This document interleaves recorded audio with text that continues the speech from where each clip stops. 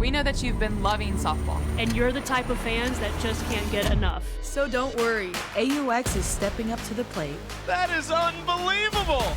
Got it! We have all your favorite players. All the big home runs. Highlight reel catches. Oh my goodness! It makes the play! But there can only be one winner. One winner. One winner. One winner. One winner. One winner.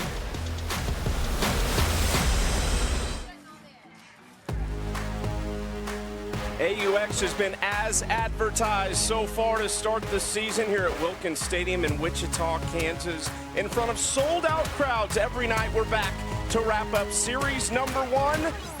End of the night, we will have our 3 new captains, which will draft their teams tomorrow. It's Team Leach and Team Warren to kick off our doubleheader this evening on a scorching hot day in the state of Kansas. Alongside the former All-American Amanda Scarborough, I'm Chucky Kemp. And Amanda, 10 of 14 players for Team Leach are AU newcomers. It's worked out really well so far for Aubrey. It has. Team Leach has the most wins. We haven't played a ton of games, but they're the only team that has put together 2 wins.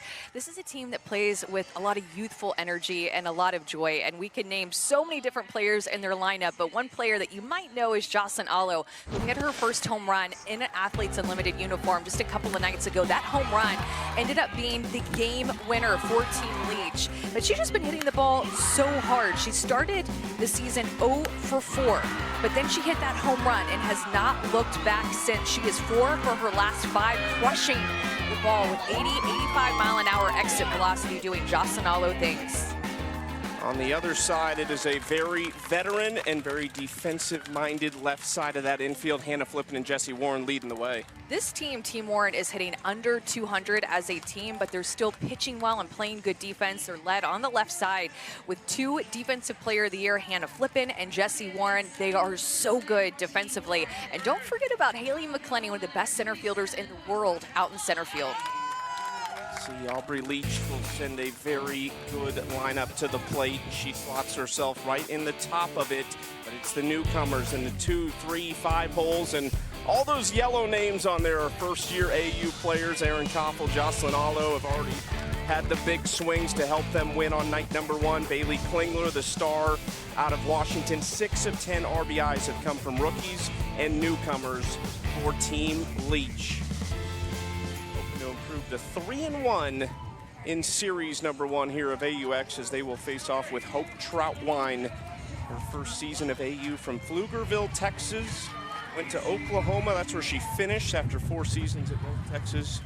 Helped the Sooners to that 2022 national title. She went 22-1 that year with a sub-1 ERA. Starts Aubrey Leach off with a strike.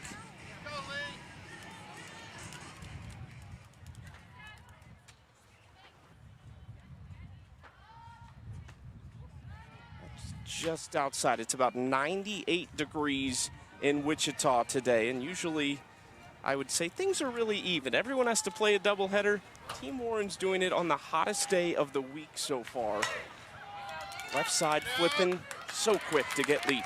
And there's that good defense that we talked about, and Hannah Flippen, one of the Defensive Player of the Years that we have in this league. Remember, Jessie Warren playing right alongside of her at third base. I mean, that left side of the infield is stout and will be making plays all day long.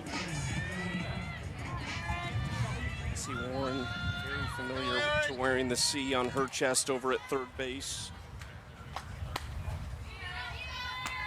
Takes that pitch outside. This is Erin Koffel from Indiana. She played her college ball at Kentucky along with Kayla Kowalik, who we'll see in game 2. They've had so many fun little moments on the field already as they've reunited. After a year apart, Kowalik graduating last year, Koffel finishing her college career this year. They'll be together for the Japan All-Star Series with Team USA in July, and they'll also unite with their former head coach, Rachel Lawson, who will be an assistant coach on that team. And Erin Koffel has gotten some really good swings off in the past 3 to 4 games. She's looked comfortable. She looks like she's seen live pitching for the past 5 months since February, like she has. Just coming fresh from Kentucky and seeing some of the best collegiate pitchers before she got here playing in the SEC. What do you think the toughest part is that second year out of college when you aren't coming fresh off a season? Because really we're seeing some veterans start off hot too. What's the toughest change? Trying to figure out when to practice, where to practice, how much to practice to get in shape with the strength and conditioning, because you're just kind of feeling like you're on your own. And you go from prepping and preparing with the team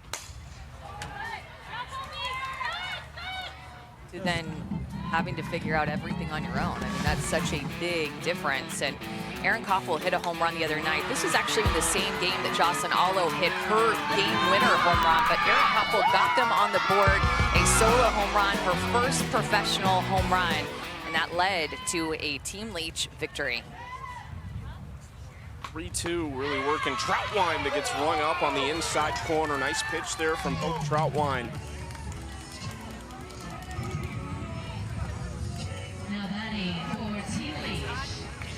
Troutwine going to go to her screwball in the inner half. Really tight rotation, just throws about a ball off the plate and gets the call and gets Erin Koffel looking. Troutwine's first start at Athletes Unlimited came in and threw 3 innings of relief the other night, gave up 3 hits and 2 earned runs.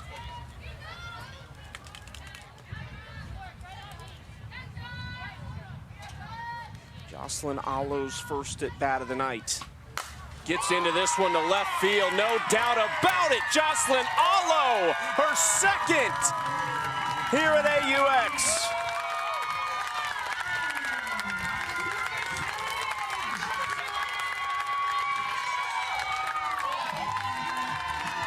It just looks different coming off that bat. Oh my goodness. I told you that first home run, after she went 0 for 4, kind of broke the seal to her offense, being able to come out and just put it on these pitchers. This is a rise ball that she's just ready for. She's ready to get on plane with that rise ball. She knows Hope Troutwine well from playing at Oklahoma. And remember, Hope Troutwine said her favorite pitch is the rise ball. Allo goes up and looks for it. Gets Team Leach on the board. Her former teammate played 1 year together at Oklahoma, won that 2022 national title. Now Bailey Klingler. I'd say Jocelyn Allo was ready for the season too. She's a couple years removed from college ball, but whatever she's doing in the offseason is working. Yes, I mean, again, she started 0 for 4. That home run, and including that home run, she's 5 for her last 6 with 2 home runs. And that exit velocity, Chucky, was 82 miles an hour off of the bat, and it just seems like that's the norm for her. When she strikes the ball and squares it up well, it is 82, 85 miles an hour, which is at the very, very, very upper echelon of exit velocities in our sport. Allo currently sits at the top of the leaderboard as Klingler doesn't get all of that, and a nice play out at shortstop by Carly Spade, who moves from short to second tonight to retire Bailey Klingler. But it's Jocelyn Allo kicking off day number 3 of Series 1. What a swing.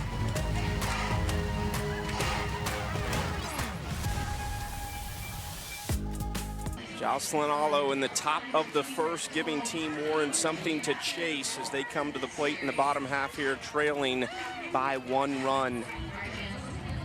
Really talented lineup, a lot of speed at the top of this order for Jessie Warren as she sends Haley McClenny and Morgan Zirkle up to start things off. And then you get to that power in the middle with Hannah Flippin and Tori Vidales, who we've already seen some big swings from in this one. She's on a big-time streak, too. 14 consecutive games with a hit in that 4-hole for the veteran Tori Vidales out of Texas A&M. The toughest outs in the league over the last few seasons. Haley McClenny and Morgan Zirkle to start things off. Here's McClenny against the starter Sarah Willis. Ooh, there's that changeup right out of the gates. 45 miles an hour. I think it's, the radar even has a hard time picking it up because it just throws on the brakes out of her hand with that pitch. Funny, had a little bit of a smile on her face after that one. 0-1. Sarah Willis from Ontario, California, played at UCF after starting her career at Washington. The Big 12 first team this year, won 10 games with a 2.34 ERA. They lost in the Tallahassee Regional. A couple players we have here that were there this year. Kaylee Harding for Florida State, Maddie Penta for Auburn.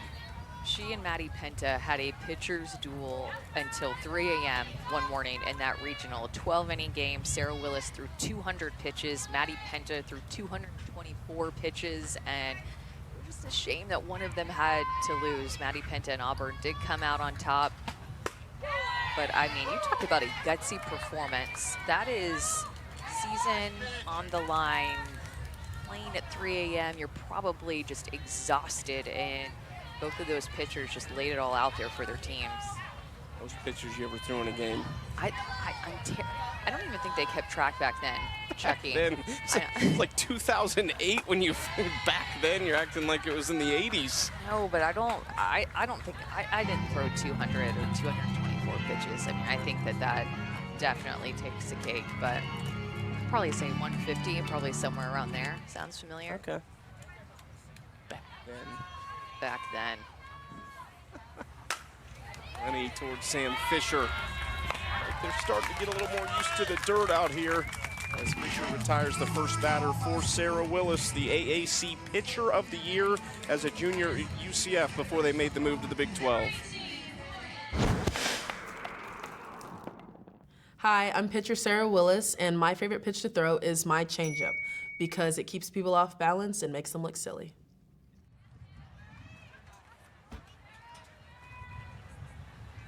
At the first pitch of the game to McClenny, and it froze her for a minute as Zirkle is called for strike one on the bunt attempt. And when she was at UCF, she spread out her pitch usage pretty well amongst her drop ball that she actually would throw the most. So lean on that drop ball down the zone the most, as well as her curveball, change, and rise. It's a good pitch right there. Not sure where that missed. Great screwball. There are all the pitches that she'll throw, and there are a lot. So if you want to narrow it down, she'll throw her drop ball the most, her curveball the second most, and then that changeup. Those are the pitches that oftentimes these hitters will be looking for. Almost a 20-mile-per-hour difference. It was a time violation that was just called from the third base umpire. So you have 15 seconds in between pitches, and that will be a ball on the batter. A little different from the college game. The 20-second clock in college. Hitter has to be in by the 10-second mark. Fouls that back. 2-2. And Sarah Willis, too, has a really extended delivery and windup that she goes into that she just has to account for within that 15 seconds to get the pitch call and get going a little bit sooner than maybe somebody else who gets it done a little bit faster. Willis is not hitting tonight, but she did get an at-bat the other night as she freezes Zirkle at the top of the zone for out number 2. Had an RBI double in her lone plate appearance. It just looks like a fastball at 69 miles an hour where she just geared up on the outside corner. Even looked kind of like Julia Cottrell was leaning in a little bit. I don't know, but either way, that is a strikeout and throwing some heat from Sarah Willis. I mean, bringing it up to 69 miles an hour and then dropping that changeup down to 42, 45. Those are pitched miles per hour differences. Strike one to Hannah Flippen. Inning win points on the line here in this first inning after Alo's home run. Gave Team Leach a 1-0 lead. If Willis can get this last out without allowing a run, it'll be 10 inning win points for everyone on Team Leach. Always something on the line with Athletes Unlimited, always playing for something no matter what the score is. There's always points to be won as far as the leaderboard goes. The changeup, Willis takes control, backs up and makes the catch. 1-2-3 for Sarah Willis. 10 inning win points for everyone on Team Leach.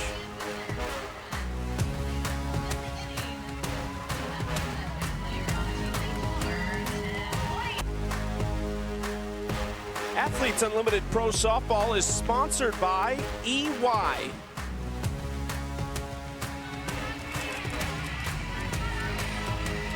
Some great shots here from series number 1. We have had an absolute blast. The newcomers and veterans coming together to really make this a special series number 1. Let's check in with Savannah Collins.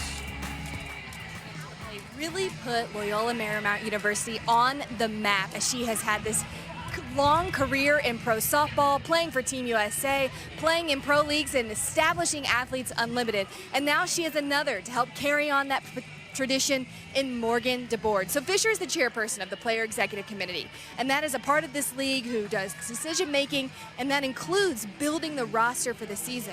And Sam said that just because of their LMU connection is not why DeBoard is here. She wanted to make it clear she earned this roster spot. She said that Morgan would have been someone that we called to play in this season no matter what. She said Morgan is just different. She can do it all. It translated to the Big Ten when Morgan transferred to Minnesota, her final year of softball. And Fischer believes it's going to translate here again for pro ball. Yeah, DeBoard hit 359 with 3 home runs, 27 RBIs at Minnesota this year. After 4 years at Loyola Marymount. His first team All West Coast Conference, her final season there. Sam Fischer at the plate right now. That 52 is retired at Loyola Marymount. Led the country in batting average her senior season. Hit almost 500. And I mean, she told us just about how excited that she was to get a chance to play with another LMU former player, and that meant a lot to her. Very special. She is a proud LMU alumni. First All-American ever at LMU. 2-2 count now to Sam Fischer from Simi Valley, California. First couple seasons had pretty low finishes on the leaderboard, but his last couple of years, 12th at the championship season last year, 13th at AUX. She's been top 13 in 4 straight seasons over the last 2 years.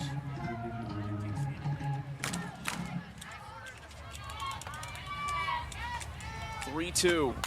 How's that bat? I feel like she's taken some really good swings too. Just started out, what, 0 for 9, but I don't feel like that's indicative of the at-bats that she has put together. And you know, she's the type of player with the history in this league that it's just going to take an at-bat or 2 more to really come around and find one that falls.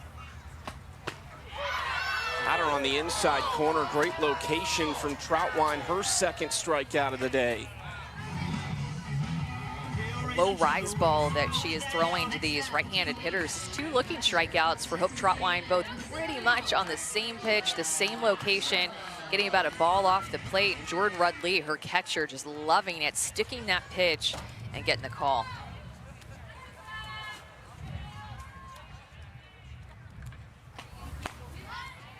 Yeah, Cottrell now in there wearing the mic for us today. We'll get some good stuff from Julie as this game goes on.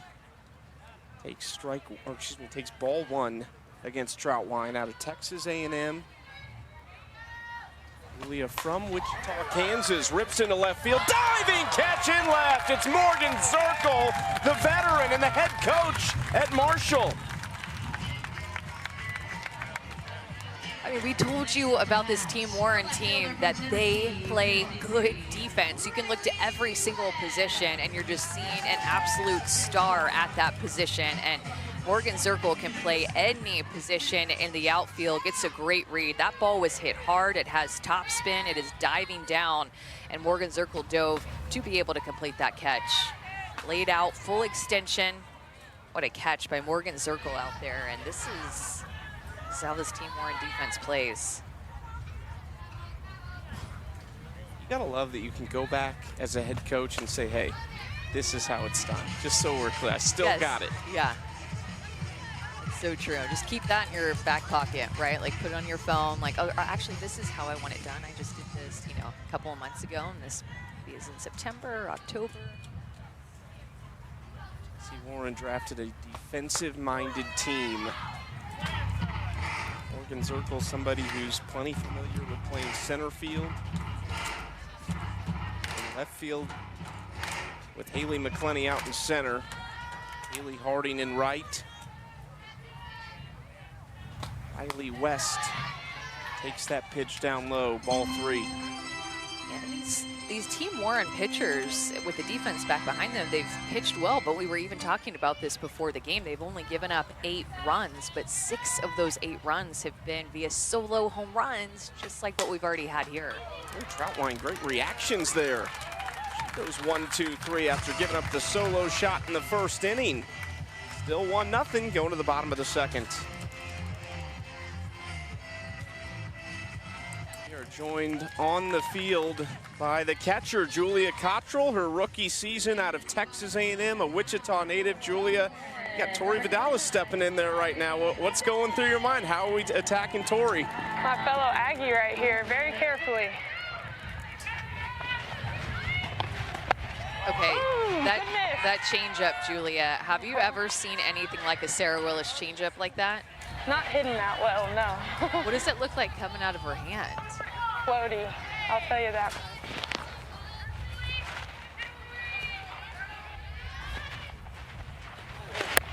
Love it, great spot. How well do you know Tori from your time at Texas A&M? Obviously didn't play together, but how well do you know her over the years? You know, she was at quite a bit of our games, called quite a bit of our games, so I got to spend, you know, a decent amount of time with her. I love her. It's all right. Julie, do you think it's tougher to transition from the college game to pro? What you know of it so far in your 3 total games, more back behind the plate or at the plate? Like, which one do you think is tougher? I would say, just a second. Yep. Nice pitch. I would say that college is a little bit harder. I love pro. I love the freedom of it. In my first week here, I was like, is anybody going to tell us when we're supposed to be there? But it's all up to us, and we get to decide what we need, and that's awesome. I love that.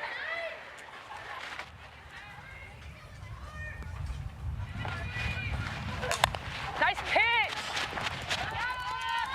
Atta girl. 1 out for Sarah Willis. She's retired the first 4. Julia, what was that pitch call that just got Tori out? Rise away. So I was told that we're trying to keep the girls off balance, so I'm really trying to work hard and in and then soften away or vice versa. Jessie Warren with 1 out and nobody on.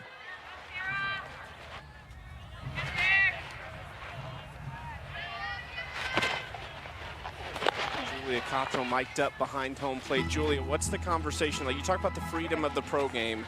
What was your conversation with Sarah Willis like before this game? You know, just kind of getting her plan, what she feels comfortable throwing in certain counts to certain people.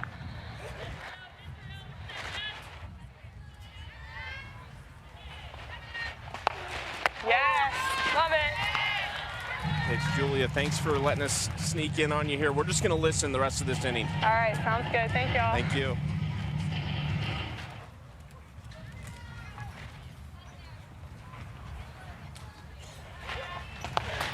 Good. Great spot. It's probably so fun for Sarah Willis to throw.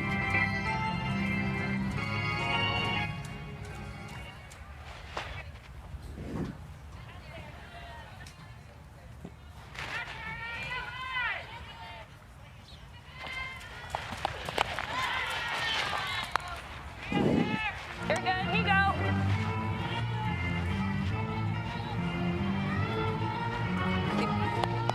Yeah, Sarah. 3-1.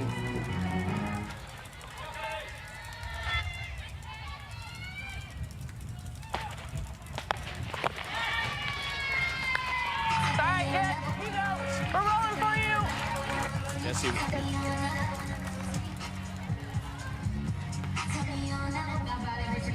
Jessie Warren walks with 1 out. And now Kaylee Harding at the plate. Anyway, what I was going to say is it's probably so fun for Sarah Willis to throw against Jessie Warren, Kaylee Harding. I mean, some Florida schools in the mix there that know each other or know of each other well. I love that familiarity, you know, playing against each other where you look up to somebody and watch them play for so long, and then you get to pitch against them like a Jessie Warren when Sarah Willis is going at her. It's exciting. 1-0 to Harding. How's that away 1-1?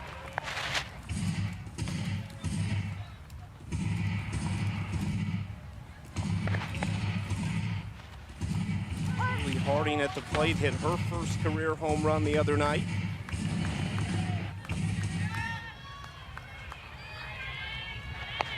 Three-run shot. Grounds this left side. Fischer, Leach, not going to get Harding. 2 outs. Haley Harding is just such a good athlete. She can fly down the line. No chance to turn 2 there, but force out at second. In the batter's box for Team Warren, the catcher from Northwestern, number 36, Jordan Radley. At the top of that leaderboard is Jocelyn Allo. Montana Fouts behind her, Bubba Nichols, Mackenzie Clark, who has been a ball of energy and excitement so far this season. Clark's out in center field just waiting for her chance to run something down.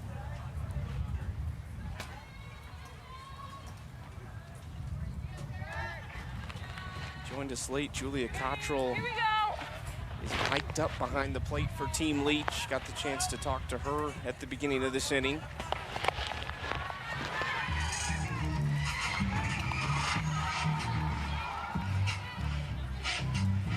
Julia started her career at Florida, spent 2 years there, 1 year at Oklahoma State, and then her last 2 seasons at Texas A&M. Left side, right to Sam Fischer. Big thank you to Julia Cottrell as we went amid the action with her this inning. Zeros in the second, some rollover inning win points on the line in the third.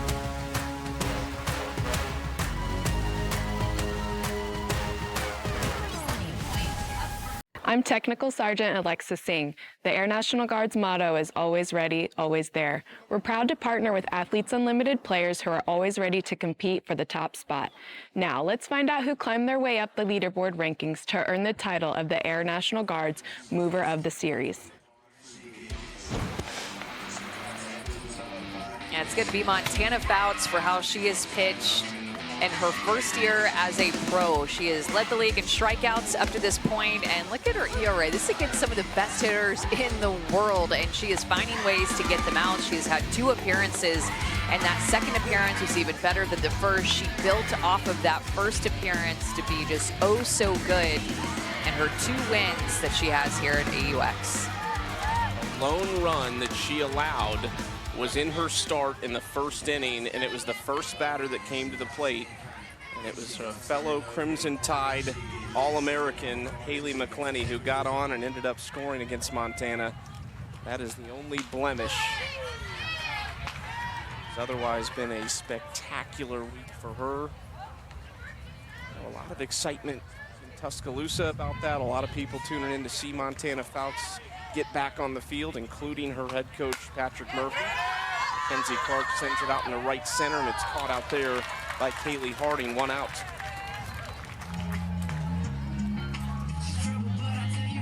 The Hope Trotline, too, is pitched really well in this game. Just the one pitch to Jocelyn Allo that was a home run, and other than that, she has just been spinning the heck out of it, being able to change speeds, and really great command. Love the way that she's thrown to start off this game.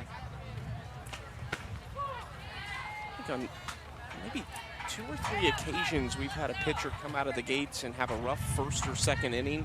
Hasn't happened much, but when it has, they've almost always bounced back to throw together 2 or 3 innings of zeros. Alex Storako maybe had the best bounce back after a 5-run first as Morgan DeBoard is retired. Stood out to me, though, about these rookies and veterans that they've been able to settle in against these lineups. Yeah, I totally agree. I feel like they're just limiting the damage, maybe just 1 inning or 1 hitter, and having a really good bounce back. And I honestly think that they're just all feeding off of each other early on in this season. This is a pitcher in Hope Trotline that pitched a 7-inning perfect game, and she had 21 strikeouts in that perfect game. Literally no other out was recorded other than a strikeout. And I don't care who you're playing against, even if that team wasn't ranked or whatever. It doesn't matter. The fact that you have a 21 strikeout perfect game is definitely a college memory that you'll remember for the whole rest of your life. Career records in wins and ERA at North Texas before transferring to Oklahoma for her final season. She's a third-year pro, first at AU. Was an assistant coach at Houston this year, along with Nadia Taylor. And Leach goes down on strikes, not happy about it, but Hope Troutwine has retired 7 straight now. That is an 8-pitch inning for her. It's for 20-inning win points for Team Warren when we come back.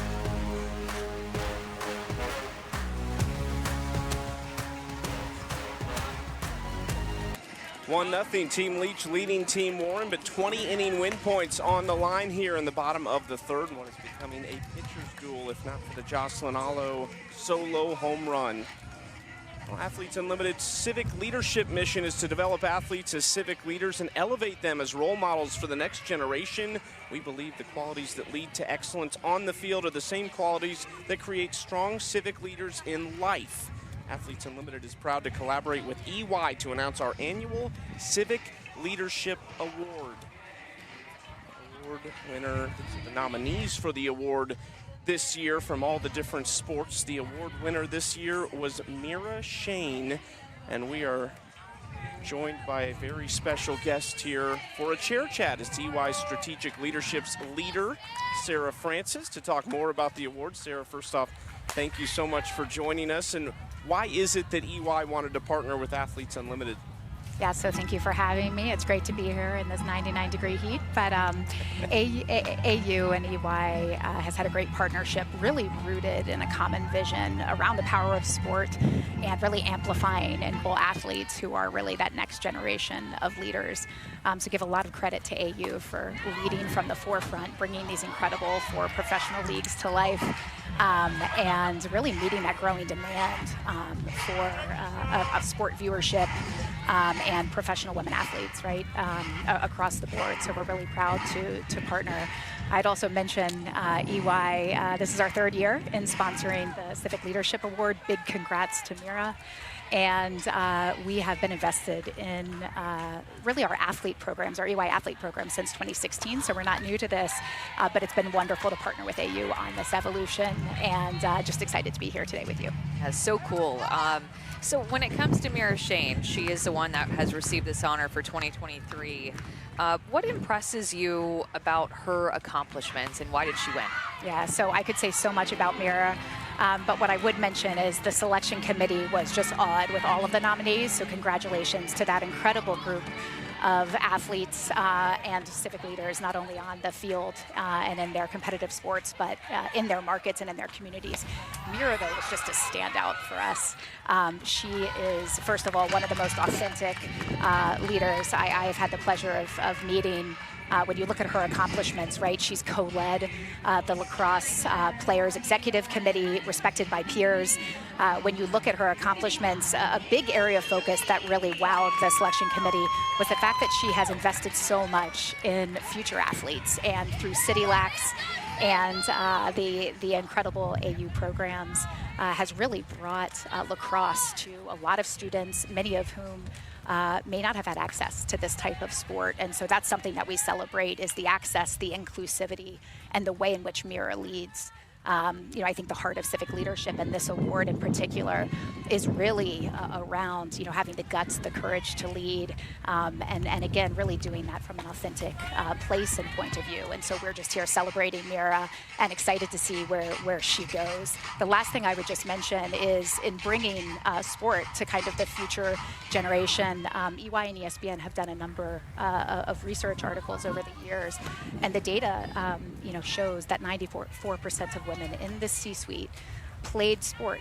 A lot of the most successful female entrepreneurs, right, were rooted in sport. And so those are leadership competencies that we want to celebrate, and we want to keep, again, girls in sport, because it has tremendous impacts on society and beyond. So Mira is a great role model for those young leaders as well. And we'll get to talk to her in game 2. Really excited to hear from Mira. But Sarah, thank you so much. You picked the hottest day of the week in Wichita, but we appreciate your time. Thanks for keeping me cool out here. Of course. Sarah Francis, excited to have her here from EY, their strategic relationships leader, and the winner of that award this year is Mira Shane, who we'll get to talk to in game 2 tonight.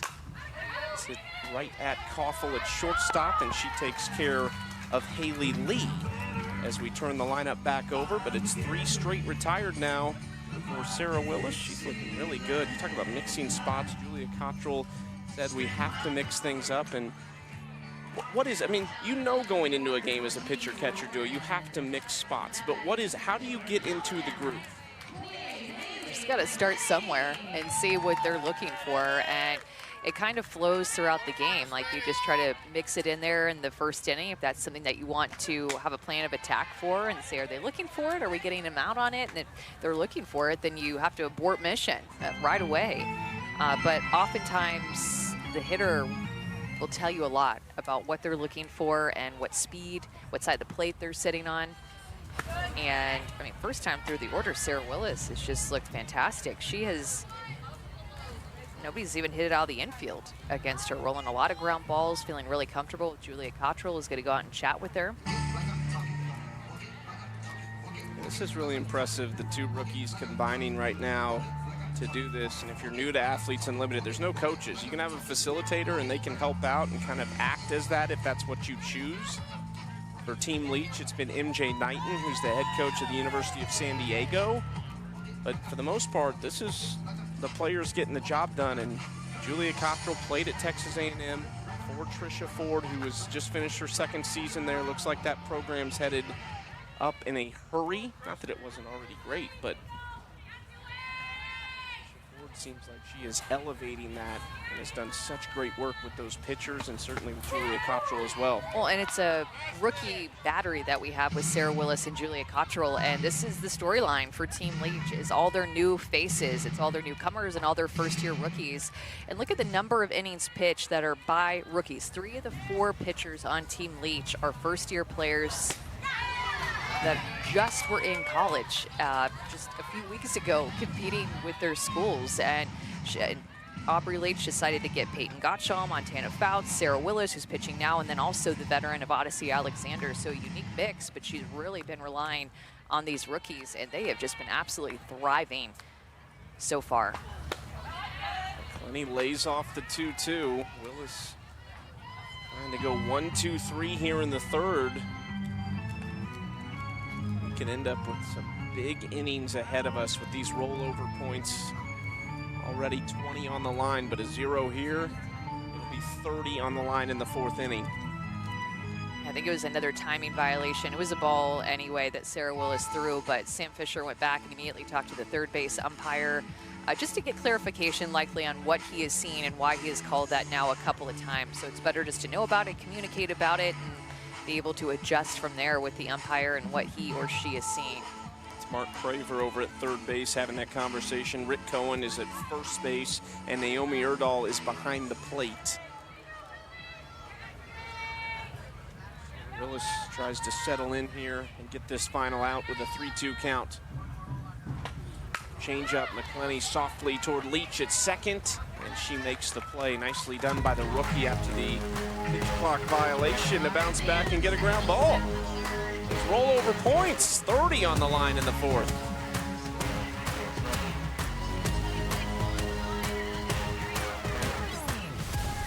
Leach up 1-0 thanks to a Jocelyn Allo solo home run. She's due up 2nd this inning, and that is nothing new to her. It's her 2nd here at AUX, but she had 122 in college. That's the NCAA record.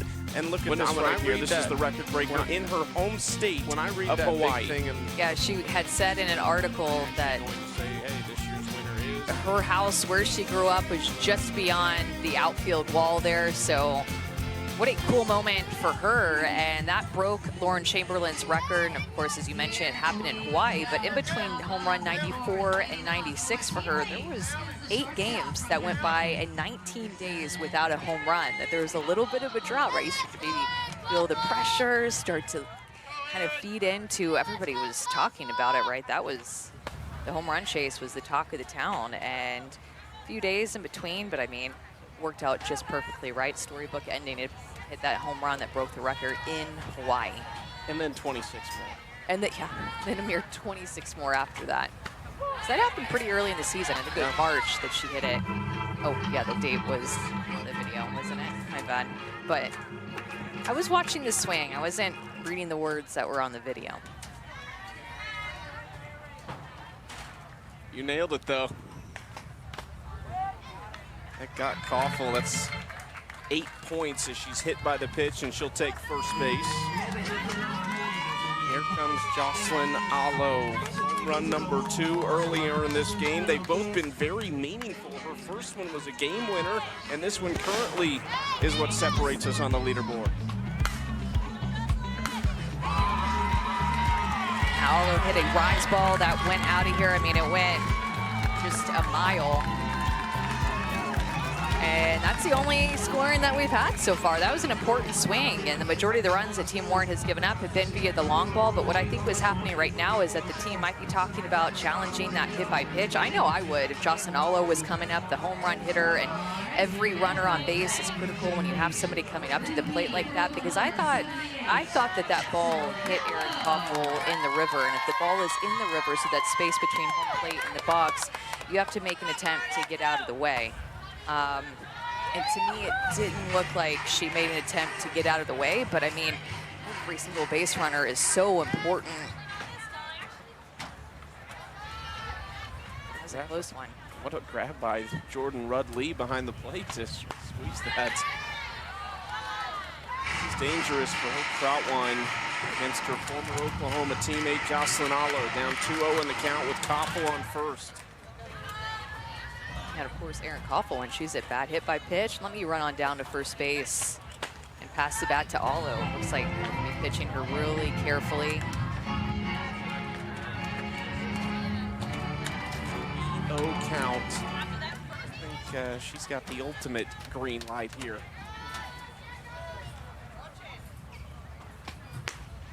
Let it go for ball 4, and that might have been an okay result right there. 10 points for Jocelyn Allo, though, on the walk. And it's back-to-back leadoff base runners. The WNBA coming your way.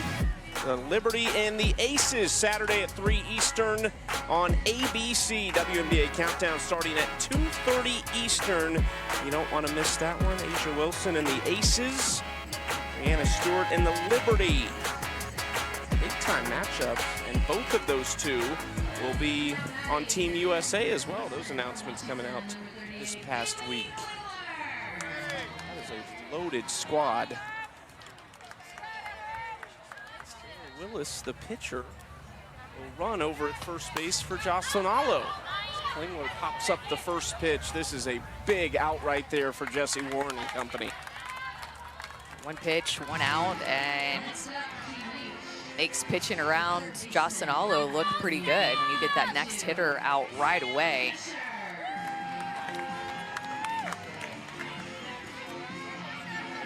Sam Fischer struck out looking her first trip to the plate. She's 0 for 10 to start the season.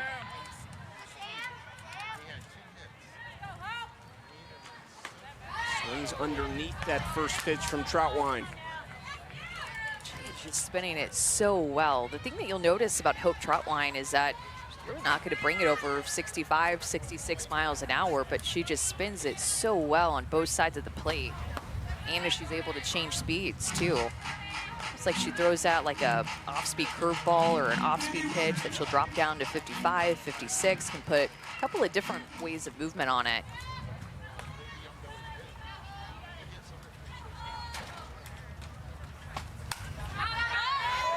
Underneath that one too.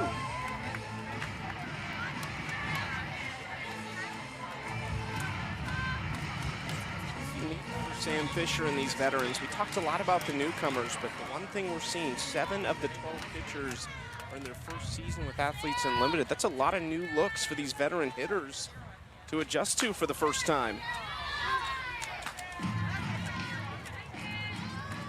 Good spot. You see how Sam Fischer took that pitch, kind of leaning over the plate. We'll see if Hope Troutwine comes back in with a rise ball up and in her hands. It might be what Sam sinking too, or was back outside, kind of leaning. That's how she was able to get rid of that pitch. That was about a ball or two off the plate, but because she's kind of leaning that way, like you saw in her last take, was able to cover the outside corner. Now she goes up and in like you thought. Inside, ball 3. It's a great take, Sam Fischer, and that's where the side of the plate that Hope Trotwine has just not given in on. She's been able to get a couple of calls on that side off the plate, and so that's where she's going to throw it when she has 2 strikes, seeing if she can get that for a call or a swing. And into this one, I don't think she got it all, but it's going to be close. Back to the wall, off the fence, and this will be played right now as Koffel rounds third. Willis walks into third, and it's a double for Sam Fischer. It's off that 17-foot net that they installed down the lines, and if it hits it and stays in play, you play on. I mean, you talk about a determined at-bat by a veteran. That was Sam Fischer in the at-bat that she just had against Hope Trotwine. 0 for 10 to start out this AUX season, and it looked to me that the minute that Sam Fischer stepped in the box, she knew that she wanted to come through for her team, have a quality at bat, and drive the ball. And Morgan Zirkle gave it quite a run, but it hits our net monster out there in left field, and it'll be a double for Sam and a run scored. Cottrell fouls the first pitch back. I think it didn't look to me like Sam got all of that, but the wind is going basically straight out of left field. So I think she ended up getting a little bit of help from that because she hit it so high. Zirkle was trying to do something similar to what we saw from Megan Wiggins 2 days ago when she almost came up with an incredible catch, robbing a base hit, but it popped out of her glove as she was stumbling back onto the field. Now Cottrell underneath that pitch, strike 2. That's where that hit by pitch that started the inning and then the walk to Allo just come back and bite you a bit, because especially the hit by pitch to Erin Koffel, because you're going to have to pitch around Jocelyn Allo, and you're okay with putting her on first base some way, somehow. It was Koffel who came around to score because of that hit by pitch that to me looked like could have been challenged. And I think that so far in the 3 days that we've been having games, I feel like we're a little slow on the challenge trigger. And there's a couple of times that we haven't had very many challenges, and there's a couple of times that we've seen that could have been challenged and chose not to. We've only had one, and it's shocking. It's interesting to be thinking, maybe you should be challenged a little bit more, especially after college softball when we saw the little bit of I feel like more challenges because of specifically the leaving early rule that you're able to challenge now, which I know not many people are a fan of. A slow roller flipping, able to hold the runner and get the out. That's a big one for Trotwine as well. Hannah Flippin is just so sure-handed at shortstop. The ball comes to her, and just her fielding position. We talk about a lot of different hitting positions and pitching mechanics, but her defensive mechanics and fielding a ground ball are just impeccable. Former Defensive Player of the Year as Riley West steps in and takes that pitch just a touch outside. Riley West looking for her first career hit, 0 for 10 so far on the season. Had a huge year to finish her Tennessee career this season, hitting .343, 13 home runs and 39 RBIs. She also received the Torchbearer Award at the University of Tennessee. It's the highest student honor that is awarded, given to a senior that has served the university with overall excellence. They actually have back-to-back winners on the softball team because Kiki Malloy won it last year. It's the first time that's happened in a long, long time. I think I want to say since the 30s. West is hit by a pitch. This has been a long inning for Hope Trotwine out there, especially when you think about, Chucky, how hot of a day it is. And 97 degrees. That feels like temperature just in a normal spot. Nevertheless, out on the turf is 105 degrees, so you know out there on the field it's even warmer, especially in the outfield. Dirt infield and then a turf outfield that just heats up quickly.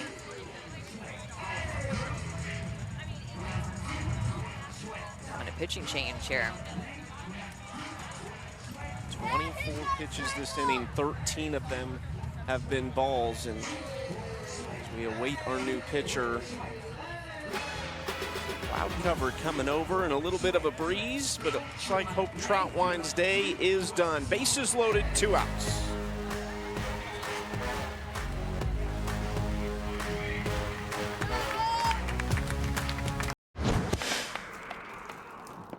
Hi, I'm pitcher Alyssa Denham. My favorite pitch is a drop ball because I like to utilize my defense. And Alyssa Denham will throw different speeds with those pitches. Her drop ball is going to be her hardest pitch at about 63 to 66 miles an hour, and then she can have an off-speed curveball that she'll work in there, as well as tunneling it with her changeup. So going to be more down in the zone. You'll see some of these pitchers list 6 or 7 different pitches that they throw, but Alyssa Denham knows her strengths. It is down in the zone, rolling ground balls and changing speeds, creating a lot of missed contact. Second appearance for the Alvin, Texas native in her 4th year. Back-to-back second-place finishes in the championship season. So when we get to late July and we're back in Rosemont for the championship season, Alyssa Denham will be one of the first 4 captains. And we have a fun video where they asked players who's going to win as Clark sends this into deep center field. McClenny running! It's a grand slam for Mackenzie Clark!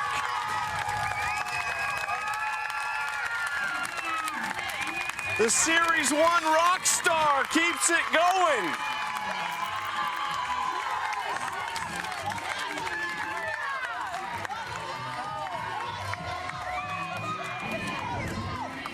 I mean, you call her rock star, she has been just some kind of star, period. At the plate, out on defense, doing it all. This is a drop ball that is up. It's a mistake, and Mackenzie Clark just swings big on it. That is a good pitch to hit, looking for a mistake early in the count, and she just did not miss. And the energy that Mackenzie Clark plays with when she's rounding the bases, engaging with her teammates, is just something so special to watch.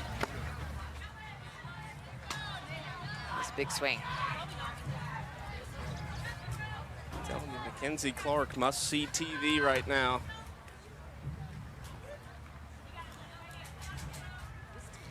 Team has just been so fun to watch. I'm like, do we have to separate them? Do we have to do the draft? Because they already have this little team culture and energy about themselves just by just playing 3 games together. I mean, you can tell that this team is connecting. They have formed an identity super quick, and they are all bought in with this youth. We asked Aubrey Leach, we ran into her after the game, actually, when she was voting on MVPs the other night. We were asking her about that youth, and we kind of mentioned Mackenzie Clark, and eyes went wide, and she's like, yeah, she's special.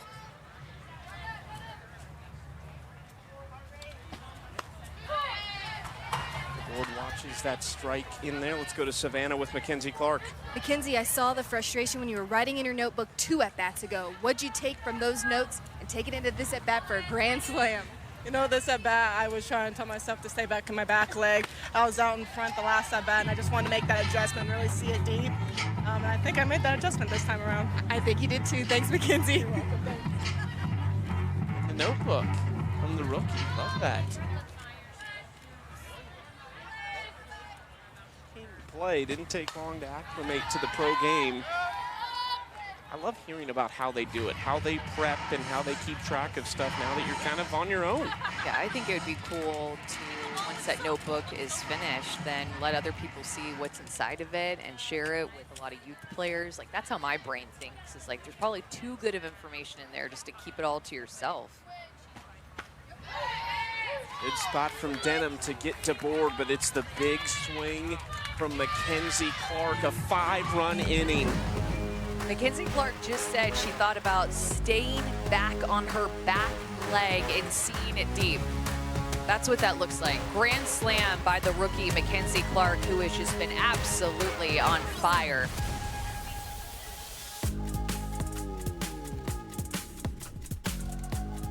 30 points for her. She is now in 3rd place. The top 3 are all rookies, Allo, Fouts, and Clark.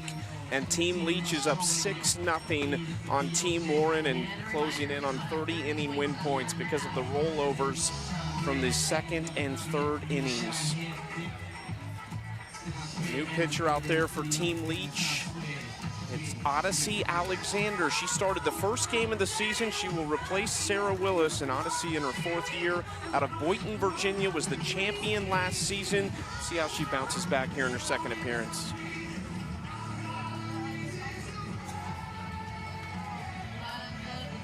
Walks to go along with some of that offensive pop that Odyssey got hit with early in her first start.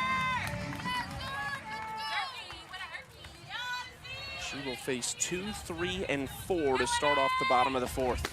And Odyssey's going to throw with really good velocity. I thought we were going to see her pitch repertoire. I was waiting for her to tell us before I talked about it, because that she likes to talk about the fact that she likes to spin that rise ball, mix in the changeup. She'll be throwing to Jordan Roberts back behind the plate now. Just past Odyssey, Leach bobbles it, and you're not going to get Zirkle if it's not an immediate toss over to first. I'm not sure they would have got her anyway. Let's see how they rule that for Morgan Zirkle. I think we'll give that one a hit. I think I need to see it again. I mean, because of factoring in the speed of Zirkle and the location of this hit up toward the middle of the field. It's tough. Would have been a really close play, but maybe an error? It's so tough because I just can't help but know the speed of Morgan Zirkle getting down the line. you're going to be throwing off your back foot, too. It's a long throw.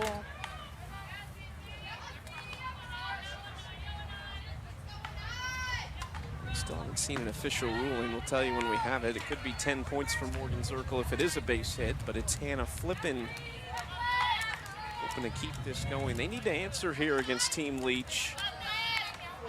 Could slip away from them. I feel like it's just a matter of time before some of these veteran hitters get going for Team Warren. Like Hannah Flippin, Morgan Zirkle, Jesse Warren, and also Haley McClenny coming into this game. They were combined 4 for 24. And depending on, it's going to be an error, so you can add on a few more offers. Not getting a hit yet in this game.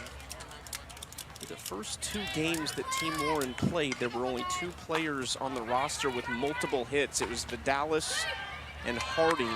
Nice job by Odyssey Alexander to get the lead runner.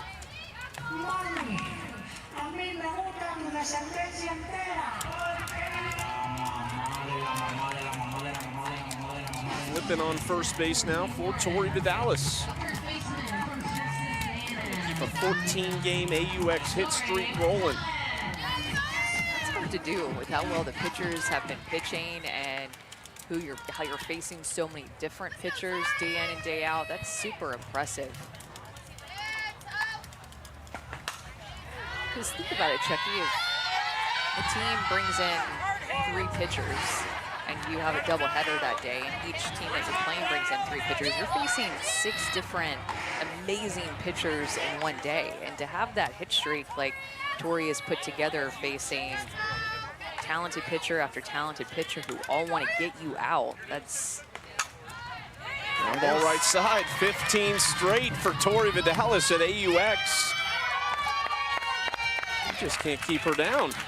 You can. This is a little bit of an off-speed pitch, too, and Aubrey Leach, the second baseman for Team Leach, was shifted more toward the middle of the field, and as Odyssey was going into her pitch, looked like there was a hit and run, so in motion at first base, and that caused Aubrey Leach to be more towards second base, and then Tori Vidales did a good job of hitting behind the runner.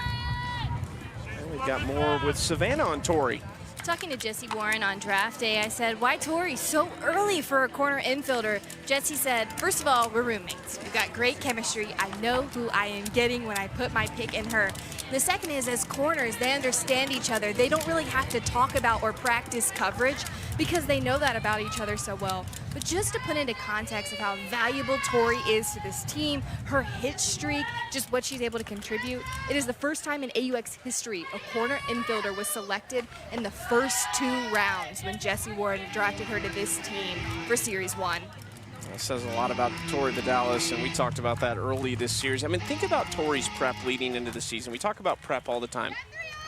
The busiest 3 weeks, 4 weeks of your year were the last month, basically, with regionals, super regionals, and the Women's College World Series. Tori was covering those for SEC Network and ESPN. So think about what she had to do to prep for games over the last few weeks, and then come into the season and play as well as she is really impressive.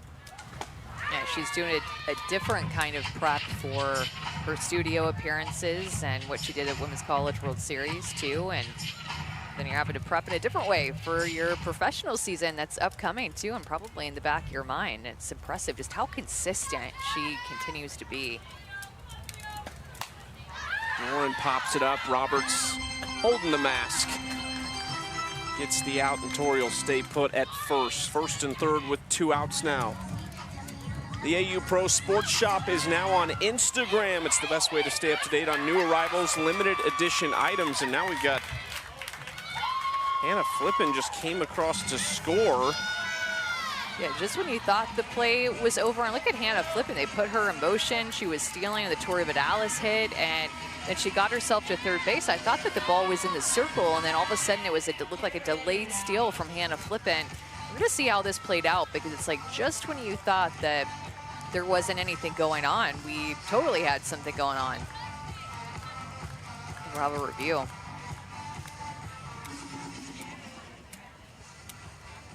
Just waiting for the word from Mark Craver. The call on the field was safe at home plate.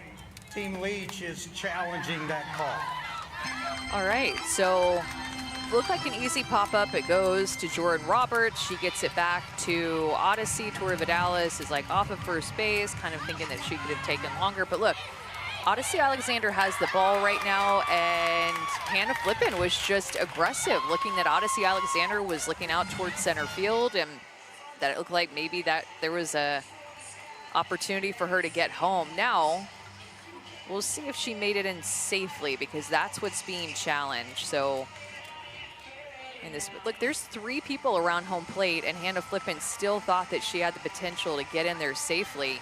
She decides to run right there. The ball is out of the circle. She has every right to go ahead and try to take home. I couldn't tell on the first look if Klingler actually put the tag down or not. Yeah, it was hard to see. A field is changed. Runner's out. The runner remains at second base. Well, the second part of that was irrelevant because that was out number 3. So Tori will come in and they'll head out on defense, but it looks like Klingler did get the tag down. Again, it was risky move by Hannah Flippen, but she thought that home plate was going to be open, but they did indeed get the tag on. So yeah, it looked like, you know, Bailey Klingler had possession of the ball. She gets in front of the leading edge and made that tag of Hannah Flippen. Unorthodox play, but one at the top of the 5th.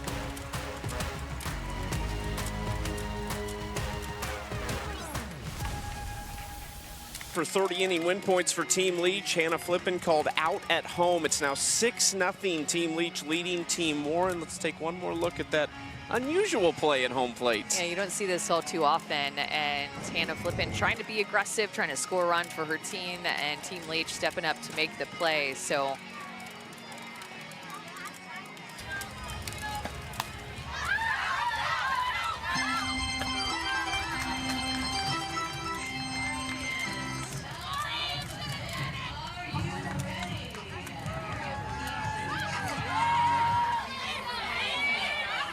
kind of ended up, see, it was hard to tell on the tag there. Oh, here's a much better view that, yeah, she never got to the plate, ran into Klingler's shin there, which is probably going to hurt. Oh, This is by far the best view that we've been able to see. Another good look here, and this is why they overturned it. She originally was called safe, then it was overturned to be out, and Klingler can be there without it being called obstruction because she has possession of the ball. That's an important part. Yeah, great look there.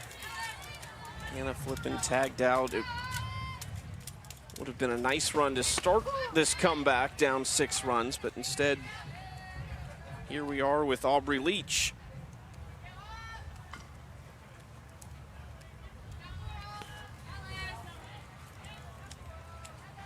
Top of the order to face Alyssa Denham, who came in with the bases loaded to face Mackenzie Clark with 2 outs, and the rookie from Clemson sent one over the center field wall, the second grand slam of this AUX season in series number 1.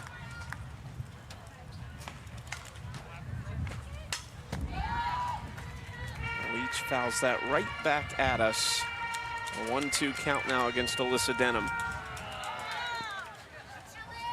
Denham played AUX in 2022 in San Diego. Didn't play AUX last year. She was playing professionally in Japan along with Gwen Svekis. Just outside.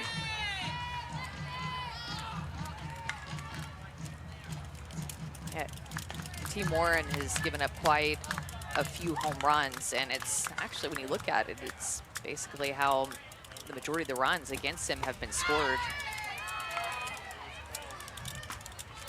Yeah, they have the best opponent batting average in the league. They entered this game just a .212 opponent average in their first couple games, but it's been the long ball that's cost them, and they came in 1-1. Doubleheader day, gonna have a good chance to get another one later as Leach goes down swinging. Strikeout number 2 for Denham. So they've given up 7 home runs now. Most of their runs given up have been via the long ball.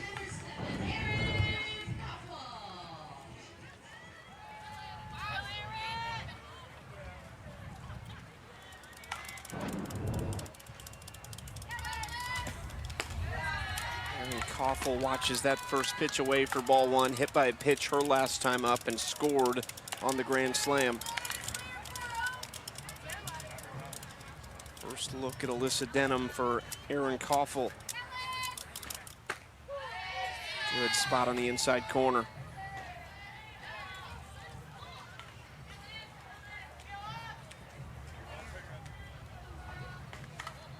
There it is, 14 of the runs allowed, 10 of them off of home runs. Off speed, Koffel stayed with it, stacked by Flippen. Nice play out there by Hannah Flippen. So much fun to watch her play shortstop, my goodness, putting on a clinic. She has been tested a lot too in this game. I've written down 6'3", 6 whatever, a lot of different times because she's gotten pounded with some harder hits her way up the middle, some ones that have been off the bat of some speed players. She's had to have some quick transfers. Super impressive day for Flippen at shortstop. Jocelyn Allo fouls that one onto the left side, 0-1 count. They were very careful with Allo. Her last trip to the plate, it was still Troutwine in the game at that time who had given up the home run to her. 4-pitch walk in her second at bat, but this is her first look at Denham. Watches that inside, ball 1. Again, trying to be so careful. Denham's going to work that drop ball, but it was a rise ball that she hit off of Hope Troutwine up in the zone, and it was long gone. A towering fly ball, 82, 83 mile-an-hour exit velocity. Now she's just getting a lot of off-speed pitches.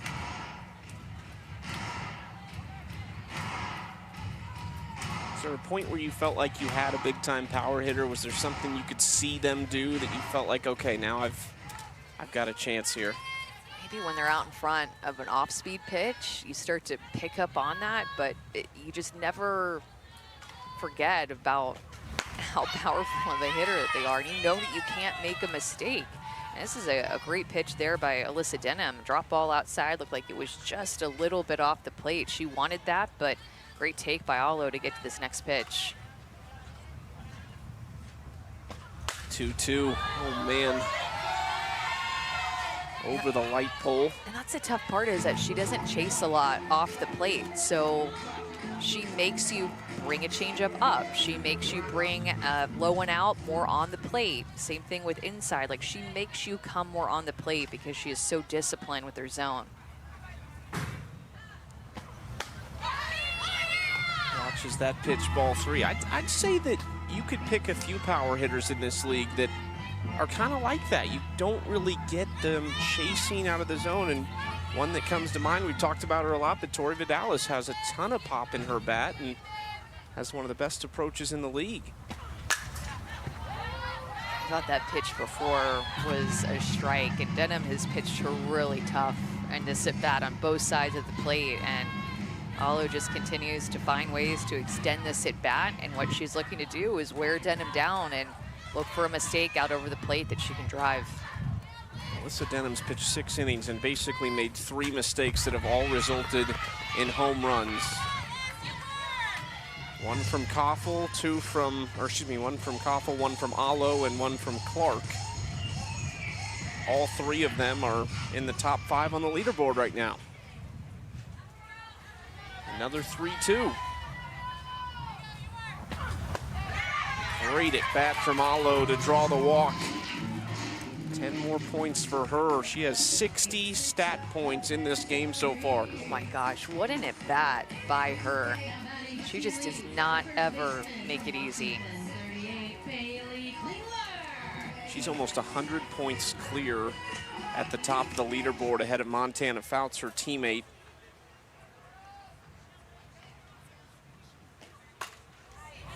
Klingler fouls that down the left side.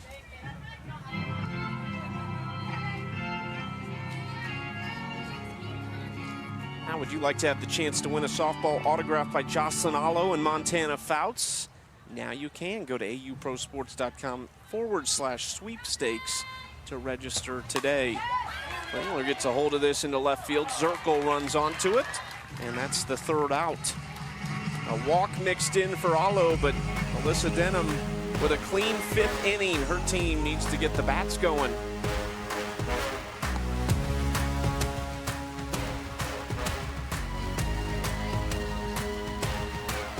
6-0 Team Leach leading Team Warren, and they have collected all those inning win points. It's time to go into the game now with the U.S. Air Force and Kaylee Harding.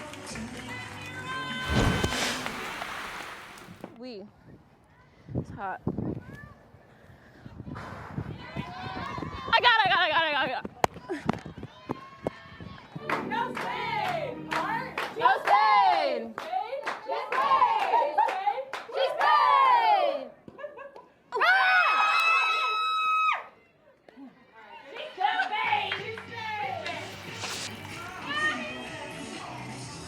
Kaylee Harding with a good group over there. A lot of energy. Led by Tori Vidales. Kaylee from Murfreesboro, Tennessee, and Florida State, where she's top 5 in numerous categories in the career record books. 2nd in doubles, 3rd in home runs. Another really good addition to this rookie class. So many new faces and talented new faces. Like, you're gonna get sick of us talking about it, but half of the league are people who have not ever been here before, and they contribute with a big personality, so much talent at the plate and the circle, all the things. It's a lot of fun to watch these new players and also watch them interact with the vets too. And watch the vets do their thing. I don't want to leave them out, but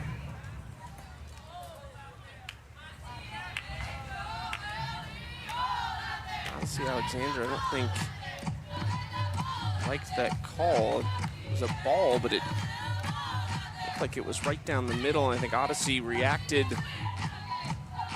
as if that's what she thought.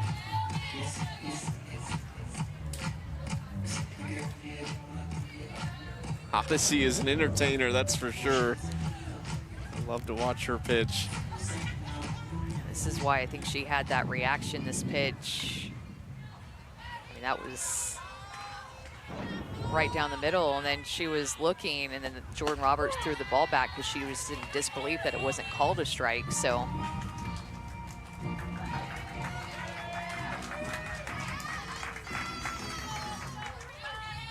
that one was a similar spot there. So Jordan Roberts and Odyssey trying to figure it out to start this inning, and now 1-2 count. that's a good changeup right there by Odyssey. Love that pitch for her. I'm sure she was ready to get back out here too after that start that she had where she gave up some runs. It had been a few days since we've seen her pitch in a game. So I'm sure she is more than ready to come out here and kind of redeem herself and have a better outing than what she had in her first start. Now, she did recover. She responded after a tough inning, but knowing her, she just wants to be perfect every single time that she steps into the circle.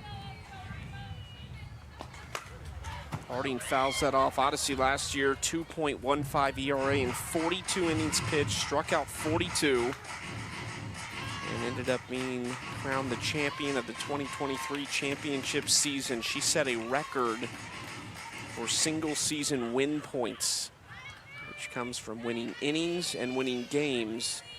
If you had Odyssey, you basically knew after we got the trend started in that season with the first 2-3 series, you thought, okay, Odyssey's team probably has a good chance to win.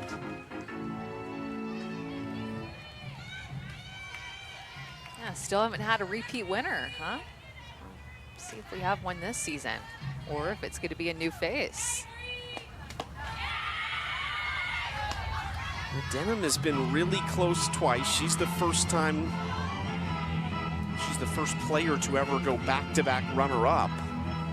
Kat Osterman was the first ever champion in 2020, and then Alicia Ocasio, who was here. Odyssey Alexander, last year's champ. So we have two champs that could do it. Ocasio or Alexander could be the first ever back-to-back. Nice walk there from Kaylee Harding. That's 10 points for her. Next NWSL match, Racing Louisville hosting Gotham FC. Coverage starts Saturday at noon Eastern on ESPN, ESPN Deportes, and ESPN Plus. I'd like to see a little five-a-side on the off day. You know what that is? No. It's like the shortened field, kind of like a good practice method for soccer players. Just works on your technical skill in tight areas. I want to see that from these players. I want to see you out there, actually. Would that be like the equivalent of wiffle ball? Or do you play? Yeah, I could see that. I could see that a little bit. Just smaller field. Think of like a tennis court as the whole soccer field. And it's 5-on-5. Oh, okay. Real so yeah, fast, you would need to do a little wiffle ball action. Yeah. Probably. You can't play with a real ball. True, yeah. Right? Yeah. Yeah. I love getting you to talk soccer with me. It's like I'm addicted. trying to right turn it to softball somehow. Jordan Rudley. This offense just has not really gotten going for Team Warren. Just one hit in this game, and coming into this game, hitting about 185. Struggling to put runs on the board.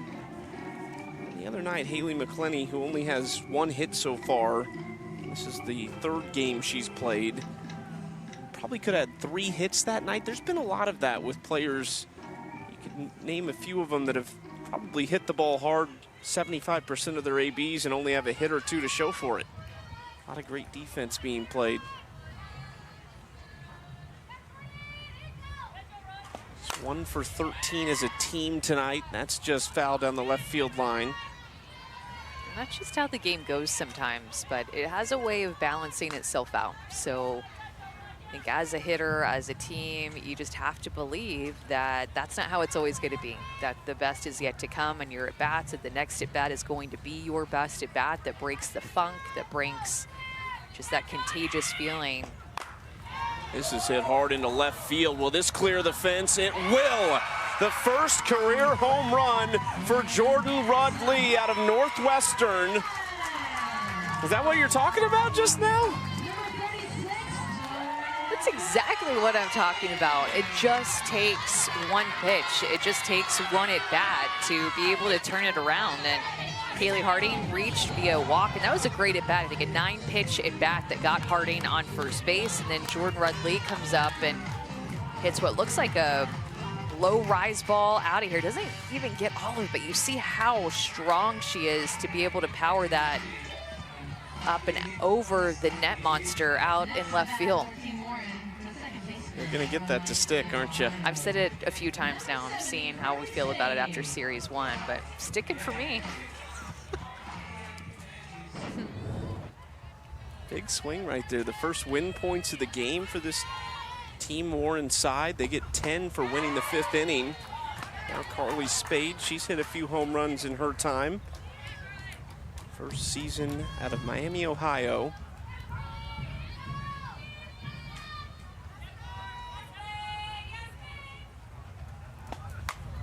Goes after that upstairs 0-2 count against Odyssey. Carly Spade playing alongside her former assistant coach, Morgan Zirkle, who was at Miami, Ohio with her for 3 years. Zirkle now at Marshall as the head coach, and Spade at the pro level. Yeah, you know she wants to hit one out too. When you've hit over 100 home runs in your collegiate career, you were just waiting and waiting for that one swing that hits it out as a pro. He's yet to have a hit just yet, so maybe she wants to start there. Maybe that first hit will be a home run. Still down 0-2. Fouls that off. She had a crazy year this year to finish what was a historic season for the Red Hawks. 407 average, 36 home runs, and 78 RBIs for Carly Spade. The MAC Player of the Year, the 7th overall pick in the Athletes Unlimited draft. Well, and this is why, too, if you're Team Leach, why you love having what was a 6-run lead coming into this inning, because you give up a 2-run home run, and yeah, you're bummed because you don't get the inning points, but ultimately you're still up by 4 runs and feeling like you have some room to play and still play relaxed.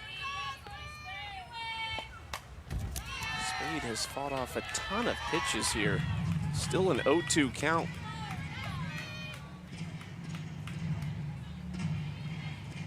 Look at the power that you have in a row in this lineup. Vidales, Warren, Harding, Rudley, Spade, Haley Lee. There's a lot of home runs in those 6 bats. Here's Spade to left, and it's going to tail foul, but that would have been it.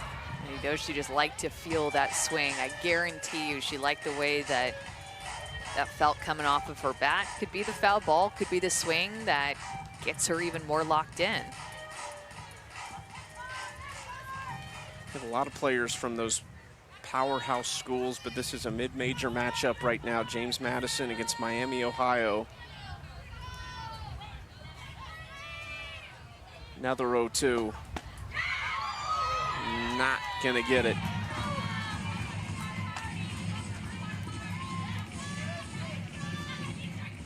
Thought that was another example of a strike. I think Odyssey Alexander has not had a lot of luck in her outings. I will tell you that. Her start and then her relief appearance of getting some pitches called, that looked like a strike to me.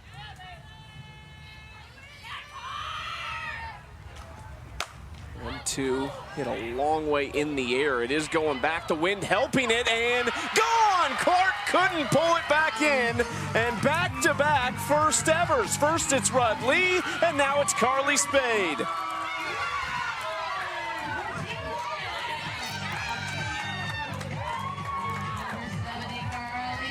Told you that's how it works. It's like one person puts together a good at bat and then it bleeds into the next at bat, and then that at bat bleeds into the next at bat. Back-to-back home runs now for Team Warren, and this is on an off-speed pitch. Odyssey dropped it down to 60 miles an hour, and I think that the wind had a lot to do with that. It got into the jet stream. It has been a windier day today than what we had on Monday and Tuesday for sure, just over the head of Mackenzie Clark, and she timed it up, but just kept traveling. It just got up into the wind and it took it out of here. But it doesn't matter in the stat book. That still goes down as the first professional home run for Carly Spade.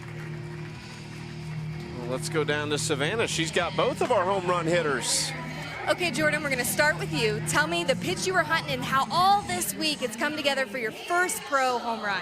You know, I've kind of been a little bit late on the inside recently, and so I was really working on trying to get that inside pitch, so I battled off everything else to be able to get that inside, and so I was excited. Thank you, Jordan. Okay, you're up next. Back-to-back home runs. You said you do that often? Yeah, in college, a lot of the times, like, if I see that person in front of me hit that home run, like, I want in.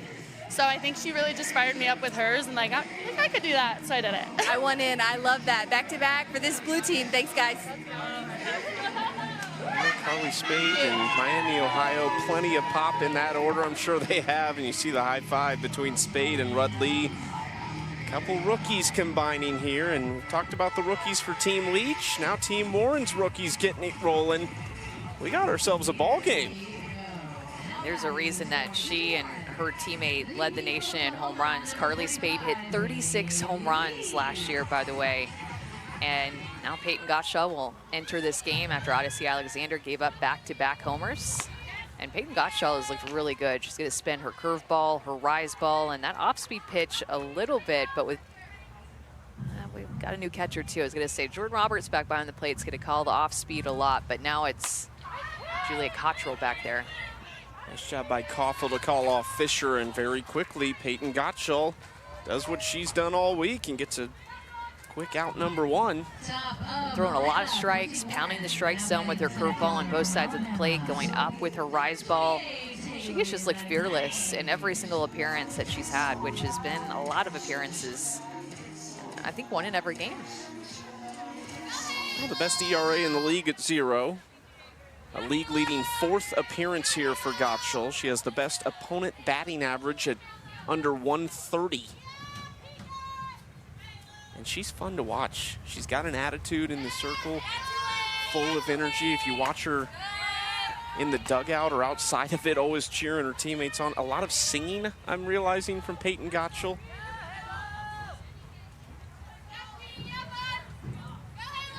Top of the order for Haley McClenny.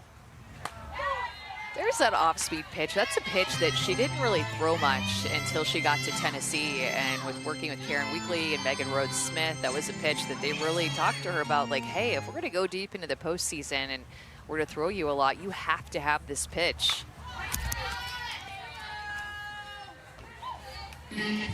Velocity at 66 there to get McClenny to foul it back. 2-2 count. Gottschall has 3 strikeouts in 6 2/3 innings pitched so far. Has allowed just 3 hits. The lone run that's come across was unearned.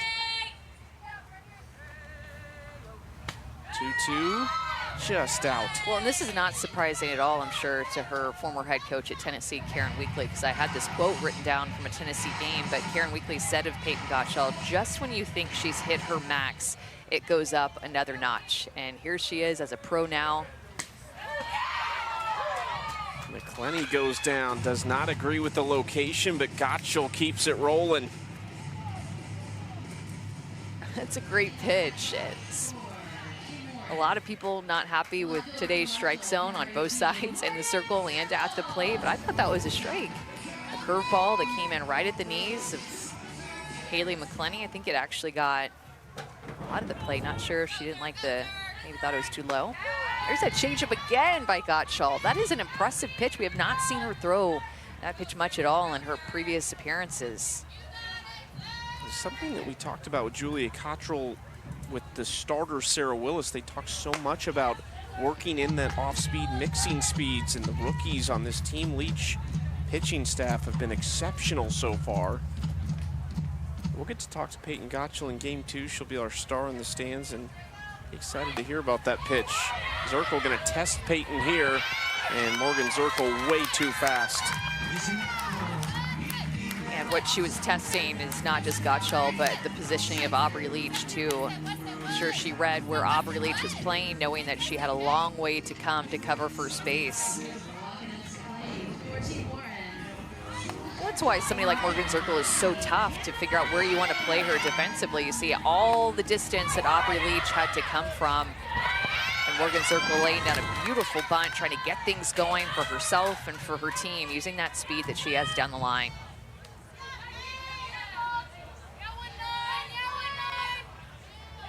And a 3 spot here in the 5th, so key for Team Warren to try to get back into this. Now Flippin steps out of the box and calls time, trying to adjust her cleats here. Down 0-2 in the count to Peyton Gottschall. Tori Vidales represents the tying run. She's on deck. Flippin', oh my goodness. you're in Wichita watching and you're planning to come to the ballpark, you gotta bring the leather. Gotta bring your glove, folks.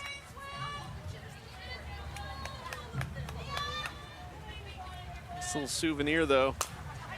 Flipping slow roller, gonna be a tough play for Sam Fischer. They just get flipping it first.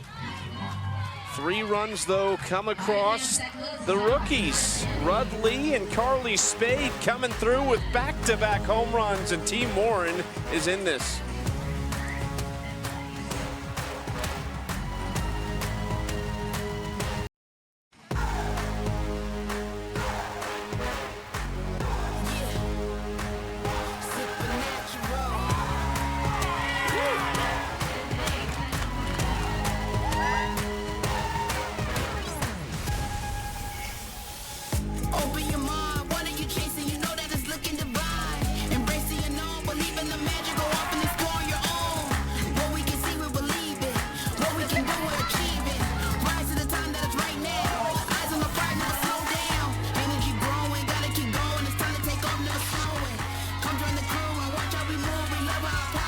Oh man, we're having fun in Wichita right now. Nice little breeze to cool us off too. We've got a ball game here late going to the 6th inning. It's 6-3. Is Jade Hewitt teaching Montana Fouts how to take the pictures out there? Is that what I saw? Yeah, a lot of teaching and a lot of different aspects. And I know we're happy when we make the re-tees. Always. Like, that's twice now. We're feeling good about that. This crew spoils us. I know, right? Hey, hats off to the folks running cameras today and that are not under the tent like we are, because it was really, really hot earlier, and kind of fortunately the sun's been covered up by some clouds. The bad news is there's potential weather with those clouds. We'll hope not. Sam Fischer leading off this inning. It has a 2-1 count now against Alyssa Denham. Denham has settled in since that grand slam, has retired 4 of the last 5 batters. Sam lets that one go outside.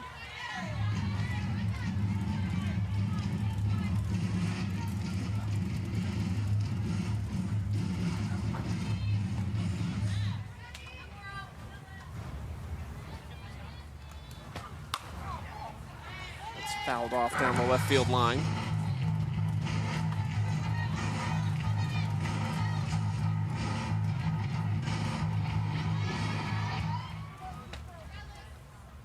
Full count here for Sam Fischer.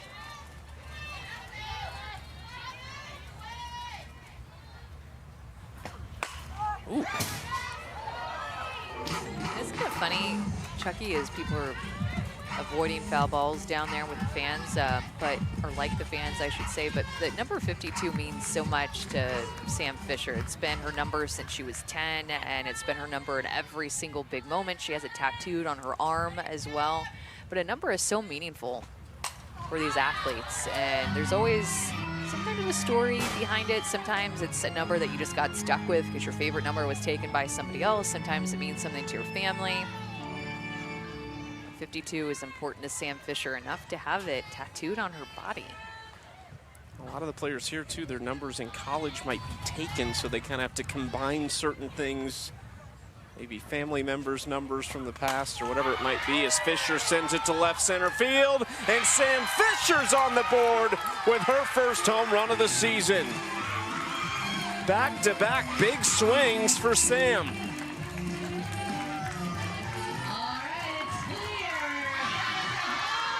She's starting to figure it out in her final season, and now she'll retire at the end of this summer.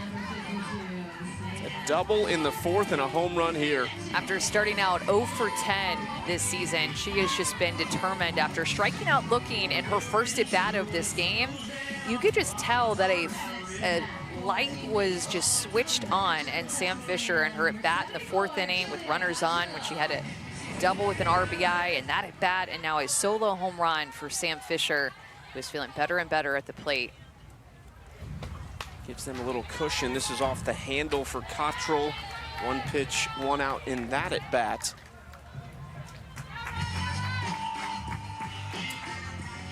Pushes that lead to 4 now. Savannah has Sam Fischer. A double today, and then a home run, Sam. Same pitch both times. What's connecting right now?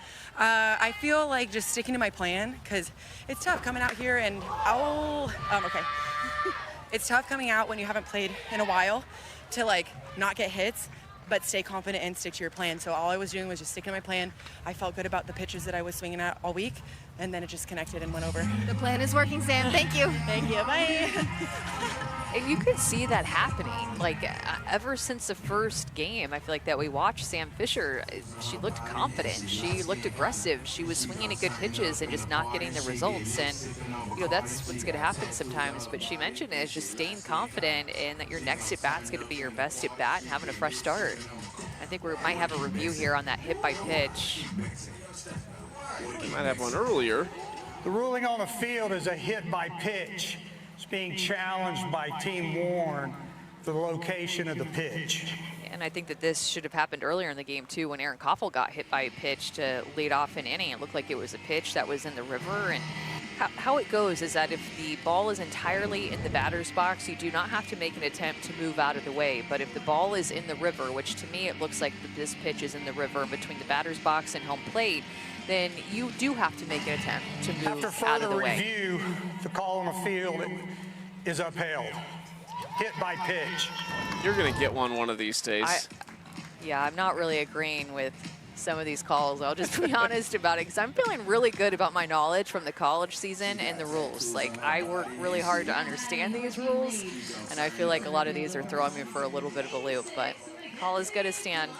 And I just thought if the pitch is in the river, you have to make an attempt to move out of the way. And I didn't see an attempt to move out of the way, but maybe they thought that pitch was fully in the batter's box.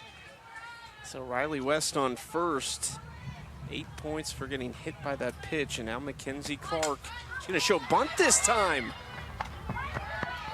Is out at first, but that's a sacrifice bunt. That's good for 10 points for Clark, too, as she advances the runner to second. How about that? You hit a grand slam 2 innings ago, and you come up and lay down a sac bunt.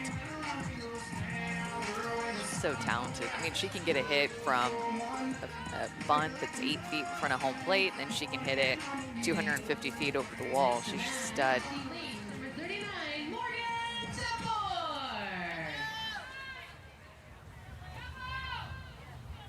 2 outs for the 9-hole Morgan DeBoard. Enough to follow in the footsteps of the Loyola Marymount star, Sam Fischer. DeBoard still looking for her first career hit. Alyssa Denham ahead 0-1. Make it 0-2.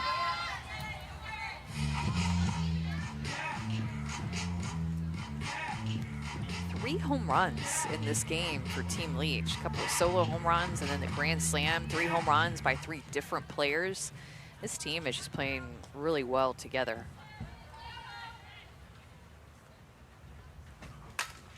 Slapped left side, flipping, retires DeBoard. A lot of speed there, but can't make it to first base. 1 run across in the top of the 6th, and a 4-run lead for Team Leach.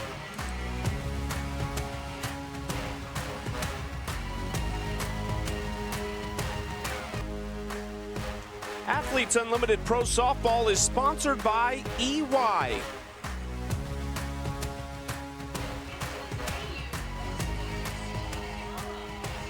We have had a blast. The players certainly have. There's been a ton of energy to start this AUX season, which will wrap up on the 25th. Team Leach leading Team Warren 7-3.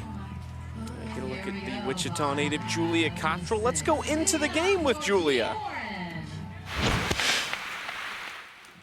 Good job, y'all. Good job. Good work, y'all. I just want to see what you want to do. What's your feeling?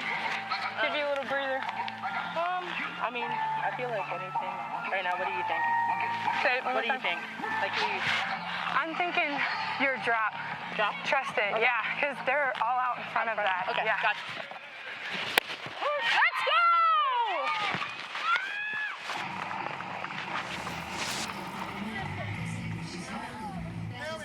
I love that conversation between Julia Cottrell and Sarah Willis. And Sarah Willis actually said, what do you think? From her catcher, wants to know what she's seeing behind the plate, and it worked out really well. They got off to a great start this game. Yeah, I mean, that communication is so important. I know that we do talk about it a lot, but it just can't go unnoticed that pitcher and catcher are constantly communicating. The hitters are constantly communicating about what they're seeing, how each pitch feels. Does that inside pitch feel 70 miles an hour? Does it feel 65 miles an hour? Like, how's their changeup? What does it look like out of a hand? Is anything getting picked? I mean, it's a constant communication in every single aspect of the game, even when these defenders are out on the field looking at each other, knowing where each other are at. Tori Vidales lifts one to deep center. Clark going back, that's gone. And Tori has her first AUX home run of the season.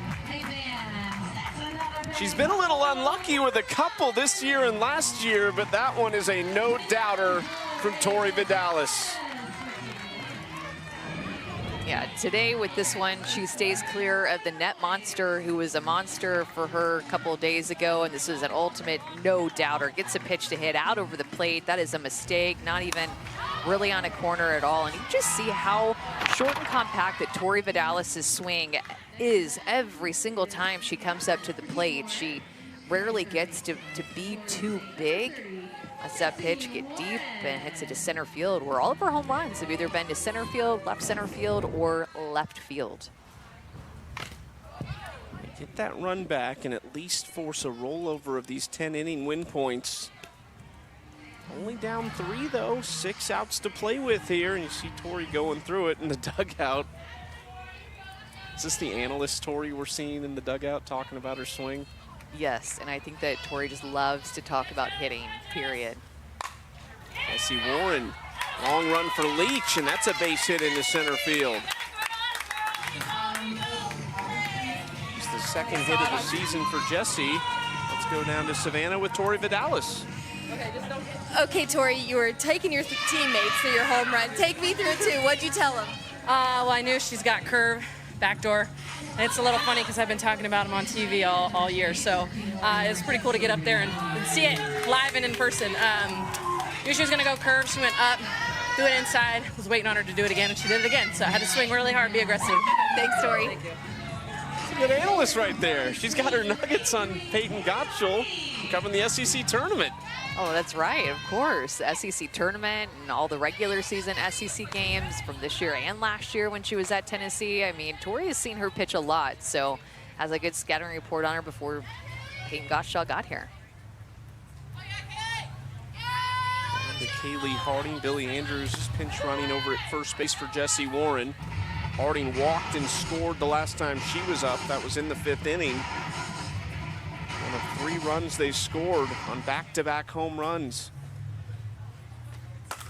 Harding hits this hard off the glove of Fischer. That's going to go down into the corner. Extra bases. They're waving Andrews around. The throw home not in time. A double for Kaylee Harding. Team Warren on the comeback trail right now. They're just feeding off of each other. Remember, we talked about that coming into this game. They were just hitting 185, and for the first half of this game, it was 077. They only had 1 hit. Then the 5th inning happened, and things made a comeback. They gained offensive momentum through all of these at-bats that they're putting together, just not letting up. And Bailey Lang, the facilitator for Team Warren, being aggressive with sending Billy Andrews. She's very familiar with this field. She played at Wichita State, so that familiarity you can see comes in a lot into Sydney McKinney and also Bailey Lang, scoring an additional run within 2 now. And that's the captain, Jesse Warren, pinch running for herself over there with Billy Andrews, and that ends up being a run for them. Not to say they wouldn't have gotten the extra 60 feet, but Cottrell throws down behind Harding, not in time. Could it be another big inning? The tying run at the plate with Jordan Rudd Lee. Kaylee Harding at second. Rudd Lee underneath it and out of play, strike 1. They were mixing in Peyton Gottschall's changeup a lot early in her relief outing. I feel like they should start to bring that pitch in a little bit more because they're going to start to know what Peyton Gottschall likes to throw, and it's that curveball on both sides and her rise. This is through the 5-6 hole, another base hit.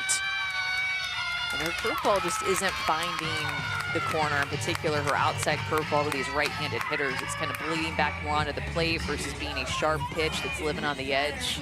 It's 4 in a row now that have reached against Gottschall.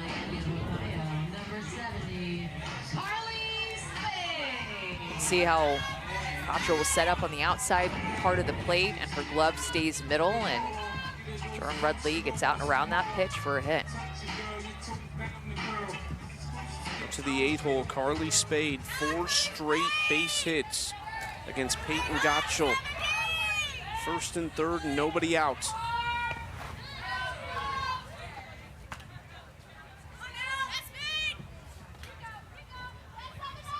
And this is, talk about a huge at-bat for Carly Spade. Hit her first professional home run last at-bat. Now she comes up with a chance to give her team the lead. I mean, this is a scary place to be in. You had mentioned Team Warren and their offense and the power that they had, and just had not been woken up quite yet until the 5th inning, and now in the 6th inning. And it's a scary place to be facing Carly Spade, who's had over 100 home runs when she was at Miami, Ohio in her career.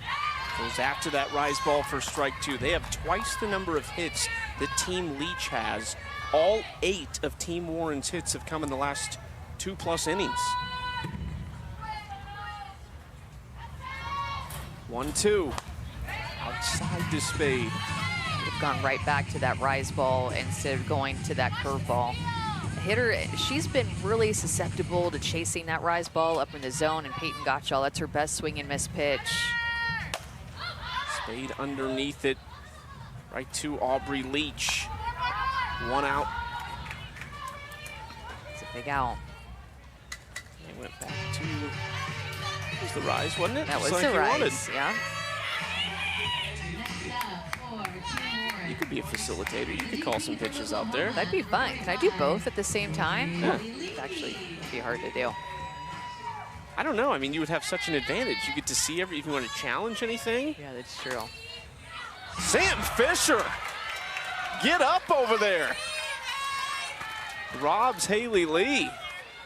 Sam Fischer is feeling really good in this game, both defensively and offensively. I mean, she timed that jump just right. Stretched out, positioned perfectly, a little bit off of the bag and back. Good job by Kaylee Harding. Oftentimes you'll see base runners get aggressive on that and anxious to score, but she stayed right by third base not to get doubled up. Big chance for Haley McClenny now. Just 1 hit so far this season. 2 ground outs and a strikeout that she was not happy about in the 5th inning. She is the go-ahead run. 4-time All-American, the Olympian, into left field. The wind not going to push this one all the way, but back into the corner where it's caught, and they strand a pair. Team Warren still fighting, though. That's 10 more inning win points for them, and that lead is down to 2. We're going to the final inning. Have you counted this up? We've had 6 home runs in this game. Each team has had 3. The latest was a Tori Vidales solo home run to lead off the bottom of the 5th. They're down by 2 now. We do have a doubleheader tonight. Game 2 features Team Wiggins led by Bubba Nichols. 3 home runs already this season. Yeah, she has been just stroking the ball. Her barrel stays through the zone for such a long time. All of her home runs right up the middle of the field. 3 home runs already. I mean, 3 home runs in an AUX season seems like a lot. And she did it, what, the first 2 days? Bubba Nichols with 3 home runs. Her teammate Taylor Edwards has a couple. There's Bubba. She's locked in and ready to go.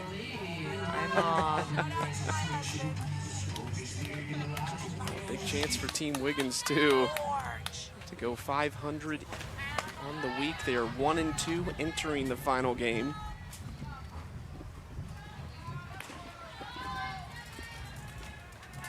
Aubrey Leach leads things off here in the top of the 7th. I think if you're Team Leach, at your top of your order, the way Team Warren's swinging it right now, I'm thinking I might want another 1 or 2 runs to feel comfortable. That's right. Leach, Koffel, Alo. Aubrey fouls that one into the glove of Rudley. It pops out. And Team Leach has done a good job of scoring their free passes. They've had 5 combined hit by pitch and walks, and 3 of them have come around to score. Only 2 have been left stranded.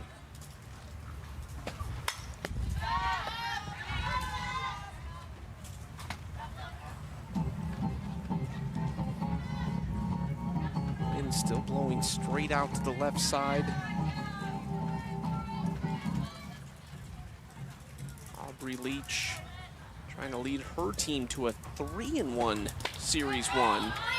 She's had a lot of success as a captain at AUX. 6-3 coming into tonight. Could be 7-3 by the night's end. Has that coaching experience under Karen Weekly at Tennessee. 3 years as a GA when she finished law school, which she graduated from in May.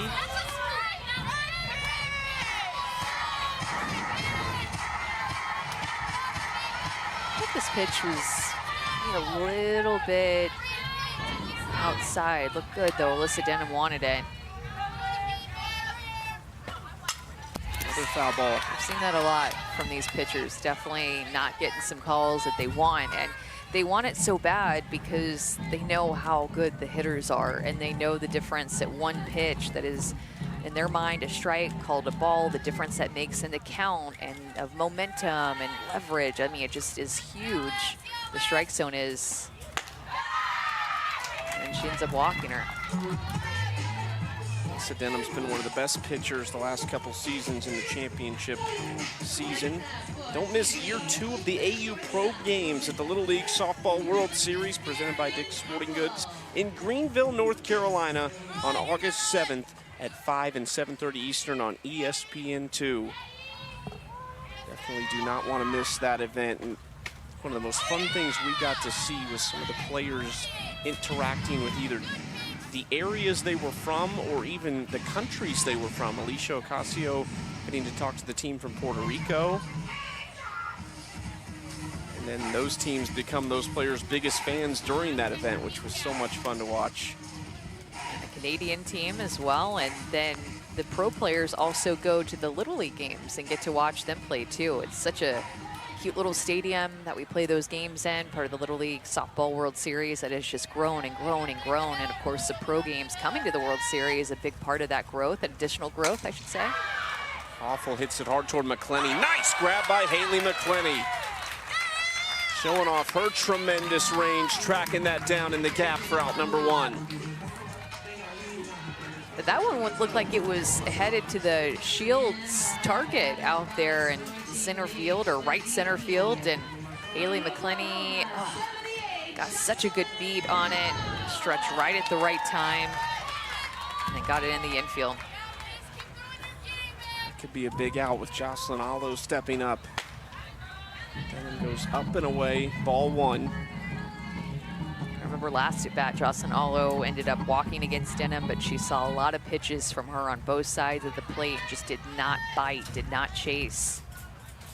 Allo 90 points clear of her teammate Mackenzie Clark in second place. It's Allo, Clark, Fouts at the top of the leaderboard. Nichols not far behind. If Team Leach wins this, though, it'll be 50 points for everybody on their team. So Bubba Nichols is going to need a good night if she wants to be a captain next week. I say next week, in a couple days. They draft tomorrow for Series 2. Allo ground ball, could be 2. Flip into first, and that'll do it. A leadoff walk erased there by Alyssa Denham as she induces the ground ball.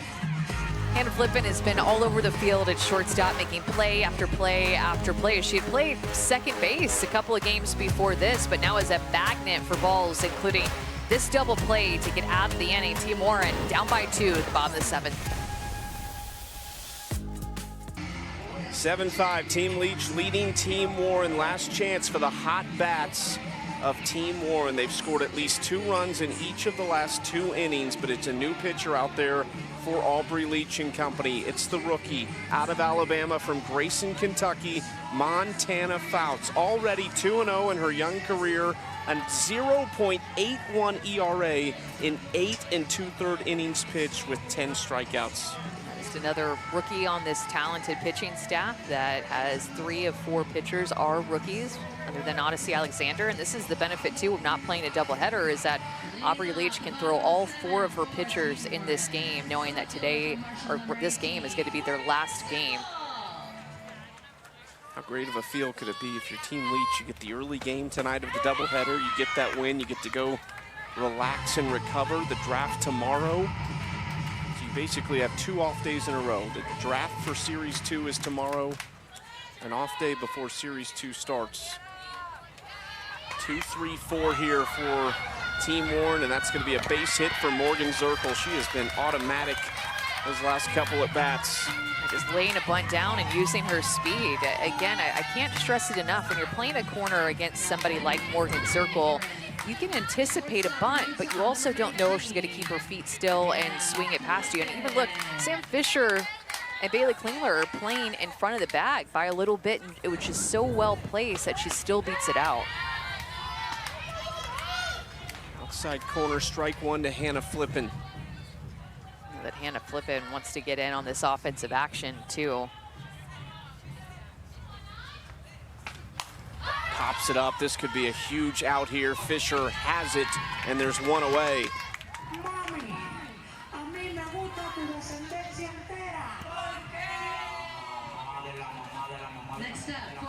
Oh, a very dangerous bat to face Montana Fouts here.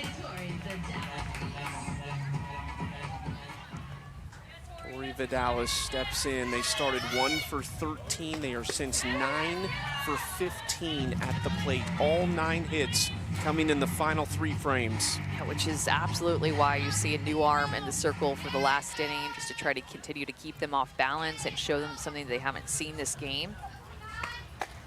And you trust in Montana Fouts and her mindset and overall consistency to either start the game and give you a quality start or come in late to the game whenever the game's close.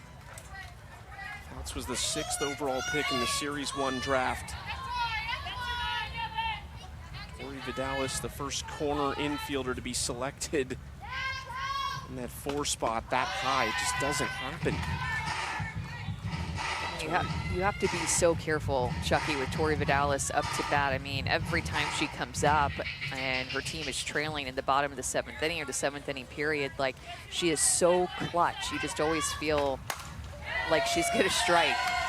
It is in these late game moments that she just absolutely thrives. She hit a home run in her last at bat. This is a solo home run off of Peyton Gottschall, and this is what she's capable of. And she loves the late inning games, and late inning moments, I should say.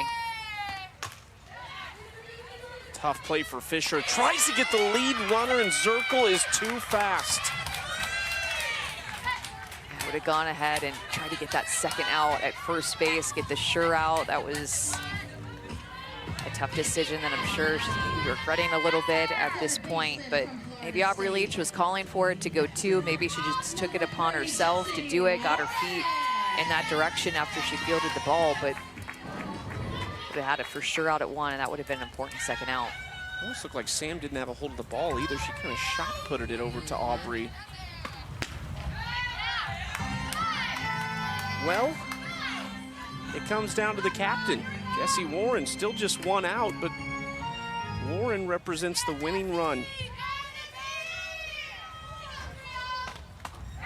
Swings through that pitch for strike 1, has just 2 hits in this first series so far. This is the 3rd game that Team Warren has played. They're 1-1 so far.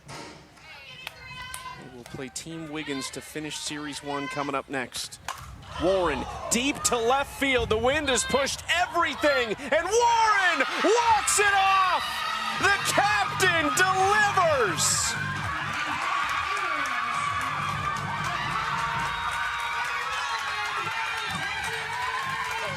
Jesse Warren's first of the AUX season.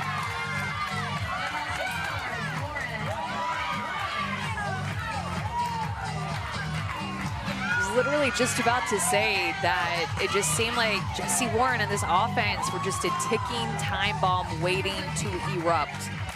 Enter this game having the lowest team average, didn't start out great, had no hits or just 1 hit for the first half of this game and then turned it on in the 5th inning. Wow, 4 home runs in the last 3 innings for Team Warren, all by different players. It was Jordan Rudley that hit the first, then Carly Spade, then Tori Vidales, and then Jessie Warren with the walk-off shot. What an unbelievable game. The ball was flying out of here with the wind, but Jessie Warren, the captain, had the last word to put her team on top and take this momentum, much needed momentum, into game 2 of their doubleheader. Savannah has the hero, Jessie Warren. Jessie, you're shaking. Your team is chanting your name. How does it feel for your first home run of the season to be a walk-off for your team? Oh, it feels great. I've been struggling a little with that inside pitch, but told myself getting up there to get my hands out in front of my face, get my barrel out, and that's what I was sitting middle in. I got it, and I just put a good swing on it, and the girls, I mean, all game we've been fighting, and it's just super fun. What was it to come back from being down 5 about this team, to have the belief to connect on offense and put together runs like this today? Yeah, we were just trying to push one run across, get some points on the board for the team, and, you know, we just happened to push 3. So super excited to be able to win this game, and just to be able to play softball and be back is just amazing. Congratulations, Jessie. Go celebrate. Thank you. 8-7 winners, 3 in the 5th, 2 in the 6th, 3 in the 7th. She's got to get out there for that team picture real quick. The captain going to get left out if she's not careful. That's big, too. They have to play 2 tonight, and you think, man, in the heat like it has been, it's cooled off a little bit, but that first one's important. Yeah, this will give you a shot of energy. I'm telling you, with the way that they swung the bat at the end of the game. And, I mean, she didn't hit a home run, but I give Kaylee Harding so much credit for her at bat in the bottom of the 5th inning. She led off that inning with a 9-pitch walk. That was just such a quality at bat, and that's what got things going for Team Warren. And Jessie Warren with a monster shot over the net monster out there in left field for the win. They've got one more tonight. They will play Team Wiggins to cap off Series 1. It's Jessie Warren, the veteran out of Florida State. The biggest swing of the season for her, and gives her team a ton of momentum heading into Game 2. For Casey Carter, our producer, our director, Aaron Angel, Amanda Scarborough, Savannah Collins, I'm Chucky Kemp. What a series we have had so far. Team Warren 8, Team Leach 7. We are back shortly here on ESPNU.